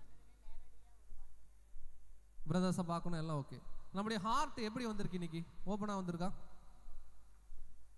ஒரு கன்வென்ஷனுக்கோ ஒரு எக்லீஷியா கூடுகைக்கோ நம்ம வரும்போது அன்புக்குரிய சகோதர சகோதரிகளே, நம்ம மைண்ட் எப்படி இருக்கக்கூடாதுன்னு நான் சொல்லிடுறேன். என்ன பேச போகிறாங்க இன்னைக்கு கன்வென்ஷனில்? அவரு சப்ஜெக்டா? சில பேர்லாம் நமக்கு தெரிஞ்ச கன்வென்ஷன், அவர் அதுதான் பேச போகிறார், இவர் தான் பேச போகிறார், இவர் பேசினா நமக்கு ஒன்றும் பெருசாக புரியாது. இப்படி ஒரு மைண்ட் செட் வந்து எனக்கு தான் எல்லாமே தெரியுமே அப்படிங்கிற ஒரு மைண்ட் செட்டு. இப்படியெல்லாம் வந்து ஒரு கன்வென்ஷனில் உட்காந்தோம்னா அன்புக்குரிய சகோதர சகோதரிகளே, தேவனுடைய ஆசீர்வாதத்தை நம்ம என்ன பண்ணுறோம்? இழக்கிறோம். அதை வேணால் படிச்சிடலாம் சிஸ்டர், கொஞ்சம் குயிக்காக தமிழாக்கம் போட்டிருக்கேன். சில தமிழ் வார்த்தையெல்லாம் வந்து பார்த்தீங்கன்னா ஸ்பிரிச்சுவலுங்கிறது ஆன்மீகம்னாலாம் இருக்கும், நீங்கள் அதை மாற்றி புரிஞ்சுக்கங்க. ஒரு மாநாடு அல்லது திருசபை கூட்டத்திற்கு செல்லும் போது உங்களுக்கு தெரியாதது எதுவும் சொல்லப்படாது என்று நீங்கள் நினைப்பதால் செல்வதால் உங்களுக்கு எந்த பலனும் கிடைக்காது என்று நீங்கள் நினைக்கிறீர்கள். அதாவது நினைக்கிறோமா, கன்வென்ஷன்ல பேசின சப்ஜெக்ட் தான் பேச போறாங்க, இதனால எனக்கு ஒரு பிளஸ்ஸிங்கும் இல்லை அப்படின்னு நம்ம நினைக்கிறோமா? ஒருவேளை யாராவது நினைச்சோம்னா, அடுத்து நீங்கள் கூட்டத்திற்கோ அல்லது மாநாட்டுக்கோ செல்வது அந்த மனப்பான்மையாக இருந்தால் எந்த அளவுக்கு அந்த விருப்பத்தை, அந்த ஆவியை நீங்கள் மகிழ்வித்தீர்களோ அந்த அளவிற்கு நீங்கள் ஒரு ஆசீர்வாதத்தை இழந்து விட்டீர்கள். பாருங்க, எந்த அளவுக்கு அந்த ஆவியை மகிழ்விக்கிறீங்க. அந்த ஆவின்றது பேட் ஸ்பிரிட். கன்வென்ஷன்ல என்ன பண்ண போறாங்க? பிரதர் ஏ தான் வந்து கண்டக்ட் பண்ண போறாரு, எப்படியும் பிரதர் பி தான் வந்து என்ன பண்ண போறாரு, சப்ஜெக்ட் பேச போறாரு. கிச்சன்ல பிரதர் சி தான் இருக்க போறாரு. இப்படி ஒரு மைண்ட் செட் ப்ரீ ஃபிக்ஸ் பண்ணிட்டு வர்றது. அவர் சொல்றாரு, அந்த கன்வென்ஷனுடைய ரியல் பிளஸ்ஸிங்கு உங்களுக்கு லாஸ். ஏன் லாஸ் அப்படின்னா, அவர் சொல்றாரு, ஒரு கூடுகைக்கு நம்ம வரும்போது இங்க பாருங்க, ஆனால் மறுபுறம் நீங்கள் கற்றுக்கொள்ளக்கூடிய மனப்பான்மையுடன் புதிதாக ஒன்றை கற்றுக்கொள்ளாமல், நல்லா கவனிங்க இந்த வார்த்தையை, புதிதாக ஒன்றை கற்றுக்கொள்ளாமல் உங்களை தேவனிடம் நெருங்கி செல்லும் ஒன்றை கற்றுக்கொண்டால் நீங்கள் செழுமை அடைவீர்கள். இதை நான் ஸ்லைட்ஸில் பேசுகிறேன். ஃபர்ஸ்ட் பாயிண்ட், கன்வென்ஷன் நம்ம என்டர் ஆகும்போது, இந்த பில்டிங்குள்ளே உள்ளே வரும்போதே நம்ம எல்லாருக்கும் தான் என்ன மைண்ட் செட் இருக்கக்கூடாதுன்னா, எனக்கு எல்லாம் தெரியும், ஜெனிசஸ்லேருந்து ரெவலேஷன் வரைக்கும் எல்லாம் தெரியும். கன்வென்ஷனில் என்ன பேச போகிறாங்க புதுசாக? Wrong attitude. அந்த ஆட்டிடியூடை நம்ம என்ன பண்ணணும்? எடுத்து போட்டு தான் ஹால்குள்ளே என்டர் ஆகணும். எக்லீஷியா வரும்போது நம்ம ஆட்டிடியூட் என்னவா இருக்கணும்னா, மரியாள் மாதிரி இருக்கணும்.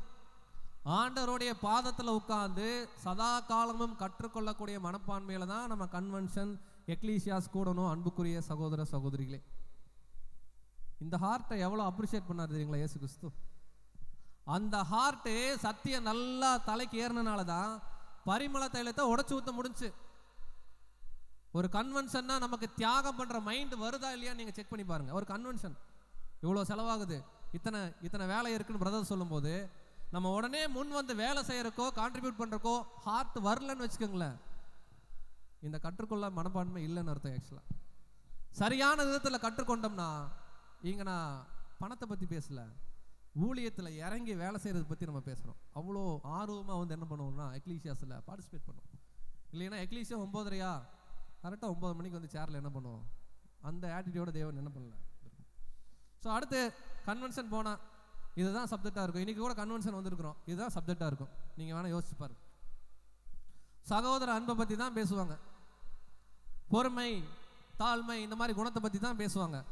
அடுத்து பக்தி வைராக்கியமா ஜீலா எப்படி இருக்கிறது பேசுவாங்க. கொஞ்சம் ப்ராஃபிட்டிக்கலாக போனீங்கன்னா தேவனுடைய மகிமையான ராஜ்யத்தை குறித்து என்ன பண்ணுவாங்க? பேசுவாங்க. இதுதான் இன்னும் 2030 ஒரு கன்வென்ஷன் நடந்தாலும் இதுதான் டாப்பிக்காக இருக்கும்.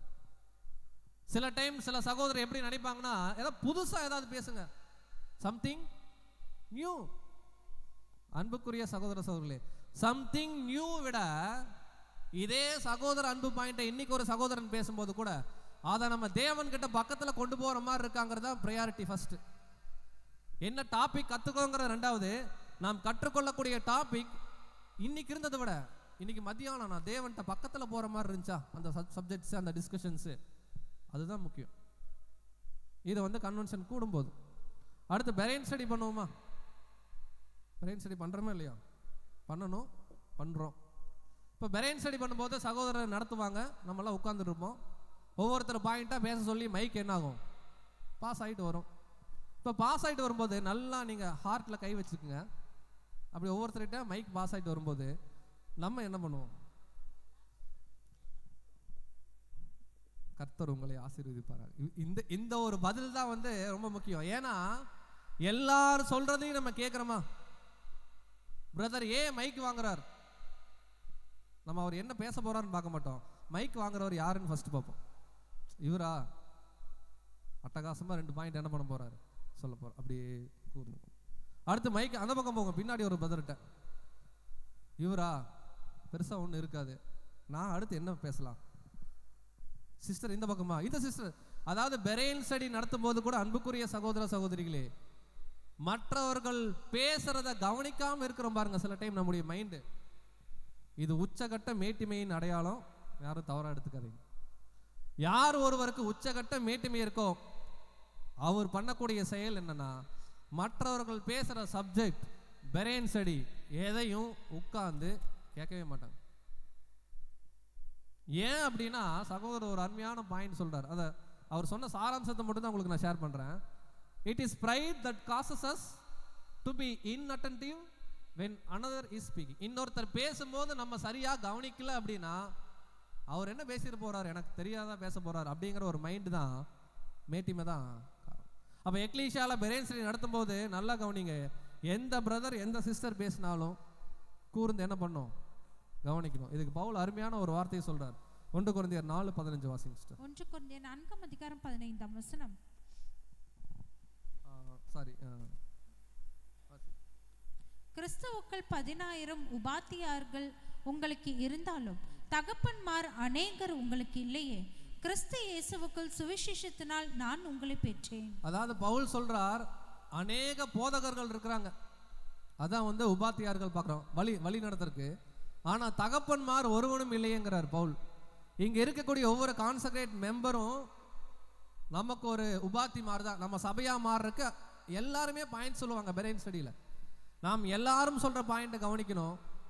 கரெக்டா இல்லைங்களா? இதை பவுல் சொல்றாரு, கான்சன்ட்ரேட் பண்ண எல்லாருமே தான். சில டைம் எக்லீஷியாஸ்ல நம்ம என்ன சொல்லுவோம் அப்படின்னு கேட்டிங்கன்னா, பிரதர்ஸ் எல்லாம் புதுசாக பேப்டிஸ்ட் எடுக்கும்போது, என்னையெல்லாம் நீங்கள் ரோல் மாடலாக வச்சுக்காதீங்க பிரதர், என்னையெல்லாம் ரோல் மாடலாக வச்சுக்காதீங்க, நான் அப்பப்போ என்ன பண்ணுவேன், தப்பு பண்ணுவோம். பிரதர் சொல்றாரு, எத்தனை நாளைக்கு தான் இதையே சொல்லிட்டு இருக்க போகிறோம்? என்னைக்காவது ஒரு டைம் கிறிஸ்தவனாகி நாம் சரியான முன்னுதாரணமாக சபையில் இருக்கக்கூடிய சக பரிசுத்தவான்களுக்கு இருக்கணுமா கூடாதா? எடுத்தோடனே என்ன சொல்லிடுறோமா, என்னையெல்லாம் நீங்கள் எக்ஸாம்பிள் எடுத்துக்காதீங்க. ஆரம்பத்தில் சொல்லலாம், நாம் சத்தியத்தின் முதிர்ச்சியில் வரும்போது சரியான உதாரணமுள்ள ஒரு வாழ்க்கையை நம்ம வாழணும். அன்புக்குரிய சகோதர சகோதரி, நம்ம வாழும் நிருபங்கள். ஒரு பிரதர் ஒரு சிஸ்டர் நம்மளை பார்த்து சில விஷயம் கற்றுக்கணும், நாம் அவங்கள பார்த்து சில விஷயம் கற்றுக்கணும். அந்த மாதிரி நம்ம இருக்கணும். அடுத்து ஃபேமிலி. இப்போ ஃபேமிலியில் ஒரு உதாரணம் சொல்கிறேன். இந்த உதாரணம் ரொம்ப முக்கியம், உங்கள் கவனம் ரொம்ப முக்கியம். ஒரு ஃபேமிலியில் ஒரு சிஸ்டர் வந்து நல்ல கான்சன்ட்ரேட்டட் சிஸ்டர், ஜீலாக இருக்காங்க. அவங்க கணவன் வந்து அந்த அளவுக்கு ஜீலா இல்லை, அவ்வளோ பெருசாக ஈடுபாடு இல்லை. இப்படி இருக்கிற குடும்பத்துக்கு சத்தியத்தில் முதிர்ந்த ஒரு சகோதரன் போகிறார். சகோதரன் பெஞ்சமின் பாட்டன் தான் போகிறார் ஆக்சுவலாக, ஓகேங்களா? போகும்போது அந்த சிஸ்டர் அந்த பிரதரை உளுந்து கவனிக்கிறாங்க. ஏன்னா நல்லா மூத்த சகோதரர், இவங்களும் ஜீலாக இருக்காங்க இல்லையா, உளுந்து கவனிக்கிறாங்க. சாப்பாடு பிளேட்டில் வச்சா 2 சப்பாத்தி 3 சப்பாத்தி, அடுத்து என்ன வேணும்னு கவனிக்கிறாங்க. பிரதர் கேட்குறாரு அட்ரஸ், எப்படி போஸ்ட் ஆஃபீஸ் போகணும் அப்படின்னா உடனே 2 வரி மிகாமல் பேசுகிறாங்க. நீங்கள் அப்படி போய் லெஃப்ட்டில் போங்க ரைட்டில் போங்க, போஸ்ட் ஆஃபீஸ் அங்கே இருக்குன்ட்டு. அதே டைனிங் டேபிளில் ஜீல் கம்மியாக இருக்கிற அவங்க ஹஸ்பண்ட் உட்காந்துருக்கார். சப்பாத்தி வேணுமான்னு கேட்குறாரு. இந்த சிஸ்டர் என்ன பண்ணுறாங்க, காதில் உழுகுது. இது ரியலாக நடந்திருக்கு, உழுகாத மாதிரியே இருந்திருக்காங்க. அவங்க ஹஸ்பண்ட் என்ன கேட்டாலும் அதிகபட்சம் ஒரு வரியில் மட்டும் பதில் சொல்கிறது, ஆமாம் கொண்டு வரேன், உட்காருங்க, போங்க. அதே சத்தியத்தில் இருக்கிற இன்னொரு சகோதரன் வீட்டுக்கு போகும்போது அவர் கூட பயங்கரமாக பேசுகிறாங்க, உளுந்து கவனிக்கிறாங்க. இப்போ அந்த பிரதர் சொல்கிறாரு, என்ன சொல்கிறாருன்னா, சிஸ்டரை எக்லீஷியாவில் பார்க்கும்போது அவ்வளோ ஜீலாக இருந்துச்சு, ஆனால் வீட்டில் வந்து தனிப்பட்ட வாழ்க்கையை பார்க்கும்போது எக்லீஷியாவில் இருந்ததுக்கு அப்படியே ஆப்போசிட்டாக அவங்களுடைய கணவன்கிட்ட என்ன பண்ணுறாங்க குணத்தை. இது சிஸ்டரை பார்த்துக்குங்க. பிரதராக இருந்தீங்கன்னா மாற்றி நீங்கள் என்ன பண்ணுங்க போட்டுங்க. அவர் என்ன தெரியுங்களா, ஒரே ஒரு வார்த்தையை சொல்கிறாரு, இந்த இடத்துல இருக்குது, அதை என்னன்றதை ரொம்ப சிம்பிளாக நான் சொல்கிறேன். நம்ம கூட நம்ம இங்கே இருக்கக்கூடிய பிரதர்ஸ் எத்தனை நாள் நம்ம கூட இருப்பாங்க? இன்னைக்கு கன்வென்ஷன் வந்துட்டோம், எத்தனை நாள் இருப்பாங்க? அதிகபட்சம் 2 நாள். இந்த 2 நாள் நம்ம பக்காவாக நடிச்சிருவோம். பிரதர் சொன்னதை நான் வேறு மாதிரி சொல்கிறேன், தப்பாக எடுத்து பக்காவாக நம்ம இருந்துருவோம். ரொம்ப டிசிப்ளினாக அப்படியே மண்ணா வாசிக்கிற மாதிரி இருந்து ப்ரேயர் பண்ணுற மாதிரி இருந்து நல்லா கவனிச்சு உபசரிப்போம். ஓகே. அதே நம்ம வீட்டில் நம்ம கணவனோ நம்முடைய மனைவியோ 1 நாள் 2 நாள் கூட இருக்க மாட்டாங்க. நம்ம பேரண்ட்ஸோ மாசக்கணக்கில் என்ன பண்ணுவாங்க, கூடயே இருக்கும். அவங்க கிட்ட அதே ஆட்டிடியூட் காமிப்போமா? யார் ஒருவர் சபையின் முன்னிலையில் எப்படி இருக்கிறாங்களோ அதே மாதிரி தங்களுடைய தனிப்பட்ட குடும்பத்தில் அதே சுபாவத்தை காமிக்கக்கூடிய அன்பு சகோதரன் சகோதரிகளாக இருந்தால் மட்டும்தான் அன்புக்குரிய சகோதர சகோதரிகளே. முதல்ல வீட்டில் நம்ம கிறிஸ்தவனாக இருக்கணும். சபையில் இருக்கிறது ரொம்ப ஈஸி பிரதர். அதுதான் இங்கே எக்ஸாம்பிள் என்ன சொல்கிறாருன்னா, அன்பான நண்பர்களே அந்த வழிகளில் கவனமாக இருப்போம். ஓரிரு நாட்கள் கூடும்போது அதை அணியலாம், அந்த கேரக்டர் என்ன பண்ணிக்கலாம், காமிச்சுக்கலாம். உண்மையில் ஆனால் நாம் உண்மையில் என்னவாக இருக்கிறோம், உண்மையில் நம் இருதயத்தில் என்ன இருக்குது என்பது நம் வீட்டில் உள்ளவர்களிடையே அன்றாட வாழ்க்கையின் மூலமாக என்ன ஆகுது. இப்போ தனிப்பட்ட விஷயம் ரொம்ப முக்கியம். அடுத்து எக்லீசியாஸில் கூடும்போது பாட்டு பாடுறோம், புக் இல்லை, பக்கத்தில் ஒரு பிரதர்கிட்ட புக் இல்லை, உடனே என்ன பண்ணணும், புக்கை நம்மக்கிட்ட இருந்துச்சுடா கொடுக்கணும். சில டைம் சகோதரர்கள் என்ன சொல்கிறாங்களா, நான் சபையில் ஒரு சாதாரண பிரதர், என்னால் எப்படி மாற்றத்தை கொண்டு வர முடியும் சபையில் அப்படின்றாங்களா. பிரதர் எழுதுறாரு, இந்த மாதிரி சின்ன சின்ன ஆக்டிவிட்டி நீங்கள் பண்ணுறது மூலமாக நீங்கள் சபையில் என்னவாக இருந்தாலும் சரி ஒட்டுமொத்த சபையே உங்களால் மாற்ற முடியும் நல்ல விஷயத்தில். இதுக்கு நீங்கள் அவராதான் இருக்கணும் இவராதான் இருக்கணும்னு அவசியம் இல்லை. உங்கள் பண்புகள் எல்லாருக்கிட்டையும் என்ன ஆகும்னா எஃபெக்ட் ஆகும். அப்புறம் எல்டர்ஸ் பாயிண்ட் ஒன்று சொல்கிறார். ஒரு எக்லீஷியா போயிருக்காரு, சுருக்கமாக சொல்கிறேன், ஒரே எல்டரே எல்லா மீட்டிங் நடத்தி இருந்திருக்காரு. சகோதரர் கேட்டிருக்காரு, உங்கள் எக்லீஷாவில் வேறு எல்டரே இல்லையான்னு கேட்டிருக்காரு. இருக்காங்க, 3 பேர் இருக்கிறாங்க அப்படின்னு இருக்காரு. ஏன் அவங்க நடத்தலாம்ல மீட்டிங் அப்படின்னு கேட்டோன்னே, இல்லை அவங்க யாரும் முன்னாடி வரமாட்டேங்கிறாங்க. ஏன்னா அவர் ரொம்ப தாழ்வு மனப்பான்மை தாழ்மையில் அவர் எல்டர் இருந்திருக்கார். அவர் நிறைய டிஸ்கஷன் பண்ணி அந்த பிரதரை கூப்பிட்டு வந்து நீங்கள் இன்றைக்கி நடத்துங்க மீட்டிங்னு சொல்லி அவரு நல்லா நடத்தியிருக்கார். பிரதர் கன்க்ளூடிங்காக என்ன சொல்கிறாருன்னா, சில பேர் தாழ்மைக்கும் தாழ்வு மனப்பான்மைக்கும் வித்தியாசம் தெரியாமல் உட்காந்துக்குவாங்க. கர்த்தருடைய சபை ஊழியம் பண்ண ஒருத்தர் எல்டரா அப்பாயின்ட் பண்ணியிருக்கும் போது அவர் முன் வந்து ஊழியம் பண்ணணும். இல்லை நான் முன்னாடி ஸ்டேஜுக்கு போனால் எனக்கு மேட்டிமை வந்துடும் அப்படின்னு பயப்படக்கூடாது. அதுதான் பிரதர் அட்வைஸ் பண்ணுறாரு. அதே போல் நிறைய எல்டர் இருக்கிற எக்லீஷாவில் ஒரே எல்டர் ஒரே வேலையை தொடர்ந்து செஞ்சுட்டே இருந்தால் அவர் அறியாமே அவருக்கு மேட்டிமை வந்துடும். நம்ம அவரை என்ன பண்ணணும், காப்பாற்றணும். அப்படின்னா அந்த ரொட்டேஷன் முறையை என்ன பண்ணுங்கன்னா பயன்படுத்துங்கன்றார். கன்க்ளூடிங்காக இந்த 7வது பாயிண்ட் என்ன சொல்கிறாருன்னா, நம்ம ஒருத்தருக்கு ஒருத்தர் கிறிஸ்துவின் சரீரமாகி சபை என்ன பண்ணணும்னா கட்டி எழுப்பணும். லாஸ்ட் பாயிண்ட், நம்ம ஏன் எக்லீஷியா கன்வென்ஷன்ஸில் கூடணும். நிறைய ஸ்பிரிச்சுவல் டெவலப்மெண்ட் நமக்கு வேணும்னா, ஆவிக்குரிய வளர்ச்சிக்கு உண்டான வாய்ப்புகள் நமக்கு நிறைய வரணும்னா நம்ம சபை கூடுகைக்கு வரணும். சபை கூடுகைக்கு வந்தால் மட்டும்தான் சரி. சபை கூடுகைக்கு எப்படி பிரதர் வர்றது? இப்போ நம்ம கன்வென்ஷன் வந்துட்டோம், என்ன மைண்ட் செட்டில் வந்திருக்கோம் உள்ள? சகோதரர் சொல்கிறார், ஓவர் எக்ஸ்பெக்டேஷனோட உள்ளே வந்துடாதீங்க. பேப்டிஸ்ட் எடுத்தாலும் சரி, எக்லீஷியா வந்தாலும் சரி, கன்வென்ஷன் வந்தாலும் நம்ம போனால் நம்மளை எல்லாரையும் பயங்கரமாக என்ன பண்ணுவாங்க, கவனிப்பாங்க. இந்த மாதிரி மைண்ட் செட்டோடு வரனால தான் பல பிரச்சனை. எக்ஸ்பெக்டேஷன் இல்லாமல் வாங்க, எந்த மீட்டிங் போனாலும் எங்கே இடம் கிடைக்குதோ அங்கே உட்காருங்க. என்ன வேலை செய்ய சொல்கிறாங்களோ அந்த வேலையை செய்யுங்க. உங்கள் வேலையை கர்த்தருடைய பரிசுத்தவான்கள் முன்னாடி உங்களுடைய பொருத்தனை என்ன பண்ணுங்கள், நிறைவேற்றிட்டு அமைதியாக என்ன பண்ணுங்கள், உட்காந்து. என்ன பிரதர் எழுதுறாருன்னா, நம்ம எல்லாரும் ஆதாமுடைய வம்சம்தான், நம்ம எல்லாருக்குள்ளேயும் மாம்சம் இருக்குது, கொஞ்சமாவது இருக்குது. எல்லாரும் தப்பு பண்ணுவோம். சபையில் இருக்கிற எல்லாரும் சின்ன சின்ன முறையில் என்ன பண்ணுவாங்க, தப்பு பண்ணுவாங்க. எல்லாரும் ஓவர் பர்ஃபெக்ட்னு மைண்ட் செட் பண்ணாதீங்க. ஓவர் பர்ஃபெக்ட் யாருன்னா தேவனும் கிறிஸ்துவும் தான். நம்ம உடன் அங்கங்கள் சில தவறுகள் செய்வாங்கிற மைண்ட் செட்டில் வாங்க. இதுக்கு ஒரு எக்ஸாம்பிள் சொல்கிறார். இந்த எக்ஸாம்பிளோட நான் முடிச்சிடுறேன், ஏன்னா டைம் ஆயிடுச்சு. சகோதரர்கள் கன்வென்ஷன் போயிருக்கிறாங்க. நேற்று நைட்டு யார் 11:30 மணி ட்ரெயினில் வந்தது? நீங்கள் 11:30 மணிக்கு வந்தீங்க, நான் 7:30 மணிக்கு வந்தேன். அப்படி கன்வென்ஷனுக்கு ட்ரெயினில் போகும்போது 2 பிரதர் ஒரு சீட்டில் பக்கமாக உட்கார்ற மாதிரி ஒரு வாய்ப்பு கிடச்சிருச்சு. ஒரு பிரதர் என்ன பண்ணியிருக்காருன்னா, ஓவராக பெருமை பேசிகிட்டே வந்துட்டு இருக்காரு. நான் அப்படிங்க, நான் இல்லைன்னா நடந்திருக்காதுங்க அப்படிலாம் இதெல்லாம் பேசிட்டு வந்திருக்காரு. பக்கத்தில் உட்கார்ந்துருக்கிறதுனால பொறுக்க முடியல, இவர் பேசுறது சரியில்லைன்னு சொல்லிட்டு எந்திரிச்சு வேகமாக பக்கத்து கம்பார்ட்மெண்ட் வந்து உட்காந்துட்டார். இன்னொரு பிரதர், அவர் கொஞ்சம் சாஃப்டான பிரதர், அவர்கிட்ட வந்து ஐயோ என்னாலெல்லாம் அவர் கூட உட்கார முடியாது, அவர் பேசுறதை தாங்கவே முடியல என்னால் அப்படின்ட்டு வந்து இவர்கிட்ட பேசியிருக்காரு. அந்த பிரதர் சொல்லியிருக்காரு, முதல்ல கிளம்பி போய் அவர் பக்கத்தில் உட்காருங்க. இந்த மாதிரி கடினமான சூழ்நிலை வரும்போது நீங்கள் அன்பா தாழ்மையா பொறுமையா அந்த சகோதரனுக்கு மறு உத்தரவு கொடுக்கணும். இது உங்களுக்கான சோதனை, போய் உட்காருங்கன்னு சொல்லி திட்டி அனுப்பிச்சிருக்கிறார். இவர் போய் திரும்ப அதே இடத்துல உட்கார்ந்தோன்னா அவரும் வழக்கமான திரும்ப ஆரம்பிச்சிருக்கார். பட் இவங்க உரையாடல் ஆரம்பமாகி ட்ரெயின் ஸ்டேஷன் வந்துடுச்சு, கன்வென்ஷன் போயிருக்காங்க, 2 பேருக்கும் ஒரே ரூம் கொடுத்துட்டாங்க. 3 நாள் அவரோடு இருந்திருக்கார். என்ன ஆச்சரியம்னா 2 பேர் கேரக்டரும் ஒட்டிக்கவே இல்லை. ஆனால் 3 நாள் முடியும் போது அந்த பிரதர் சொல்லியிருக்காரு, 2 பேருமே சொல்லிக்கிட்டாங்க, எனக்கு ஒரு அருமையான பிரதர் என்ன பண்ணியிருக்காரு இன்னைக்கு கிடைச்சிருக்காரு. இது எப்படி கிடைச்சு அப்படின்னா, அந்த 3 நாள் பொறுமையா ஒருத்தரோட ஒருத்தர் அன்பா அனுசரித்து தாழ்மையா விட்டு கொடுத்து இருந்தால் மட்டும்தான் வரும். அப்போ நம்முடைய ஆவிக்குரிய வளர்ச்சிகள் வேணும்னா சில கடினமான அனுபவங்கள் நமக்கு எக்லீசியால இருக்கும். சில சகோதரர்கள் சகோதரிகளை தேவன் அனுமதிப்பாங்க. அந்த இடத்துல நம்ம ஆவிக்குரிய கேரக்டர்ஸ் என்ன காமிக்கிறோம்? அந்த பிரச்சனையை விட்டு போட்டு ஓடுறோமா, இல்லை அங்கேயே இருந்து அவரையும் மாற்றக்கு நம்ம ஏதாவது முயற்சி பண்ணுறோமா? கன்வென்ஷன் முடியும் போது சகோதரர் சொல்கிறார், ஒரு அருமையான ஒரு ஃபெல்லோஷிப் எனக்கு என்னாச்சுன்னா கிடச்சி. ஒரே பாயிண்ட் புரிஞ்சுக்கலாம், பவுல் எழுதுகிற விஷயம் தான்.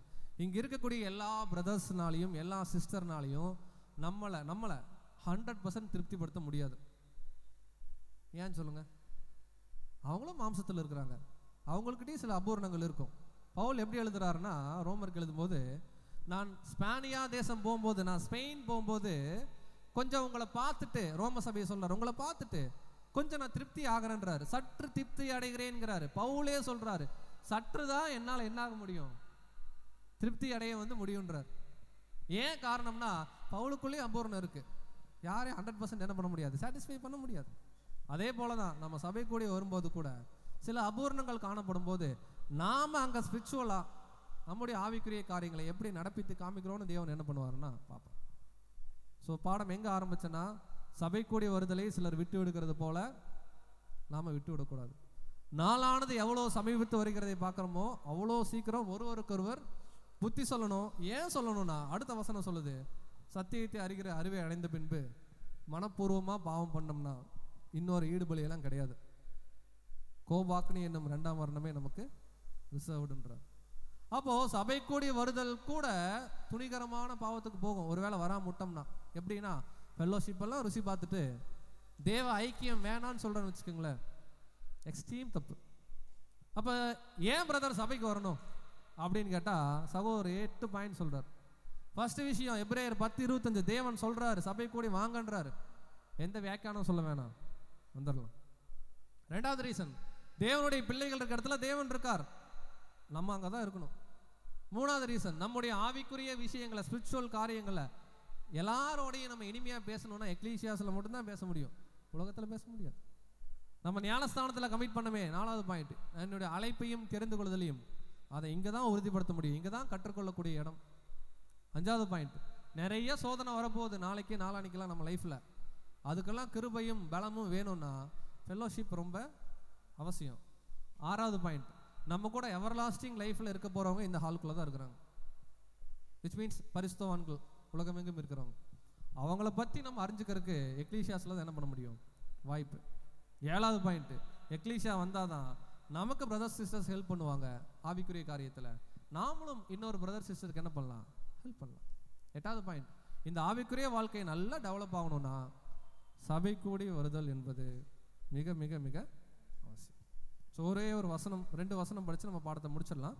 எபிரேயர் எபேசியர் 4ஆம் அதிகாரம் 16ஆம் வசனம், அப்புறம் 17ஆம் வசனம். எபேசியர் 4ஆம் அதிகாரம் 16ஆம் வசனம், அவராலே சரீரம் முழுதும் அதற்கு உதவியாய் இருக்கிற சகல கணுக்களினாலும் இசைவாய் கூட்டி இணைக்கப்பட்டு ஒவ்வொரு அவயமும் தன் தன் அளவுக்கு தக்கதாய் கிரியை செய்கிறபடியே அது அன்பினாலே தனக்கு பக்தி விருத்தி உண்டாக்குகிறதற்கு ஏதுவாக சரீர வளர்ச்சியை உண்டாக்குகிறது.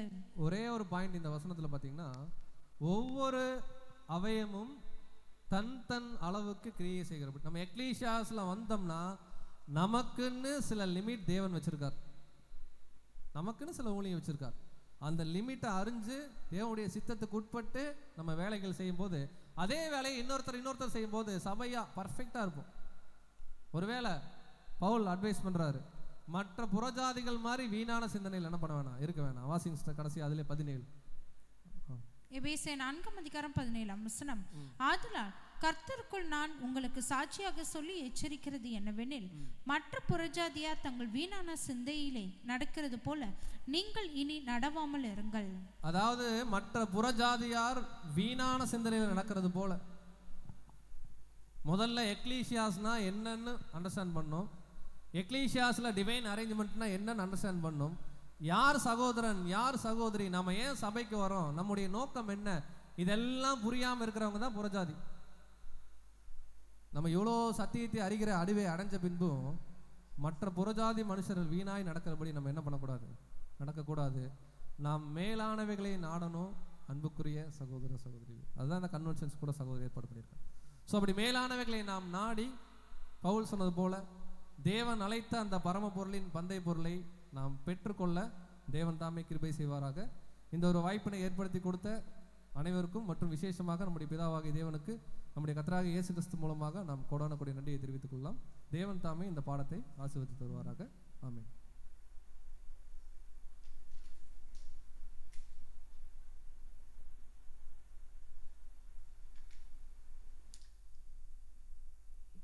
அன்புக்குரிய சகோதர சகோதரிகளே, ஒரு அருமையான சத்தியத்தை தேவன் இந்த நாளிலும் கூட நம்முடைய அன்பு சகோதரர் மூலமாக வெளிப்படுத்தியிருக்காங்க. சபை கூடி வருவதன் முக்கியத்துவம் குறித்தான அநேக நமக்கு ஆலோசனைகள் இன்றைக்கு தேவனுடைய சமூகத்திலிருந்து வெளிப்படுத்தப்பட்டிருக்குது.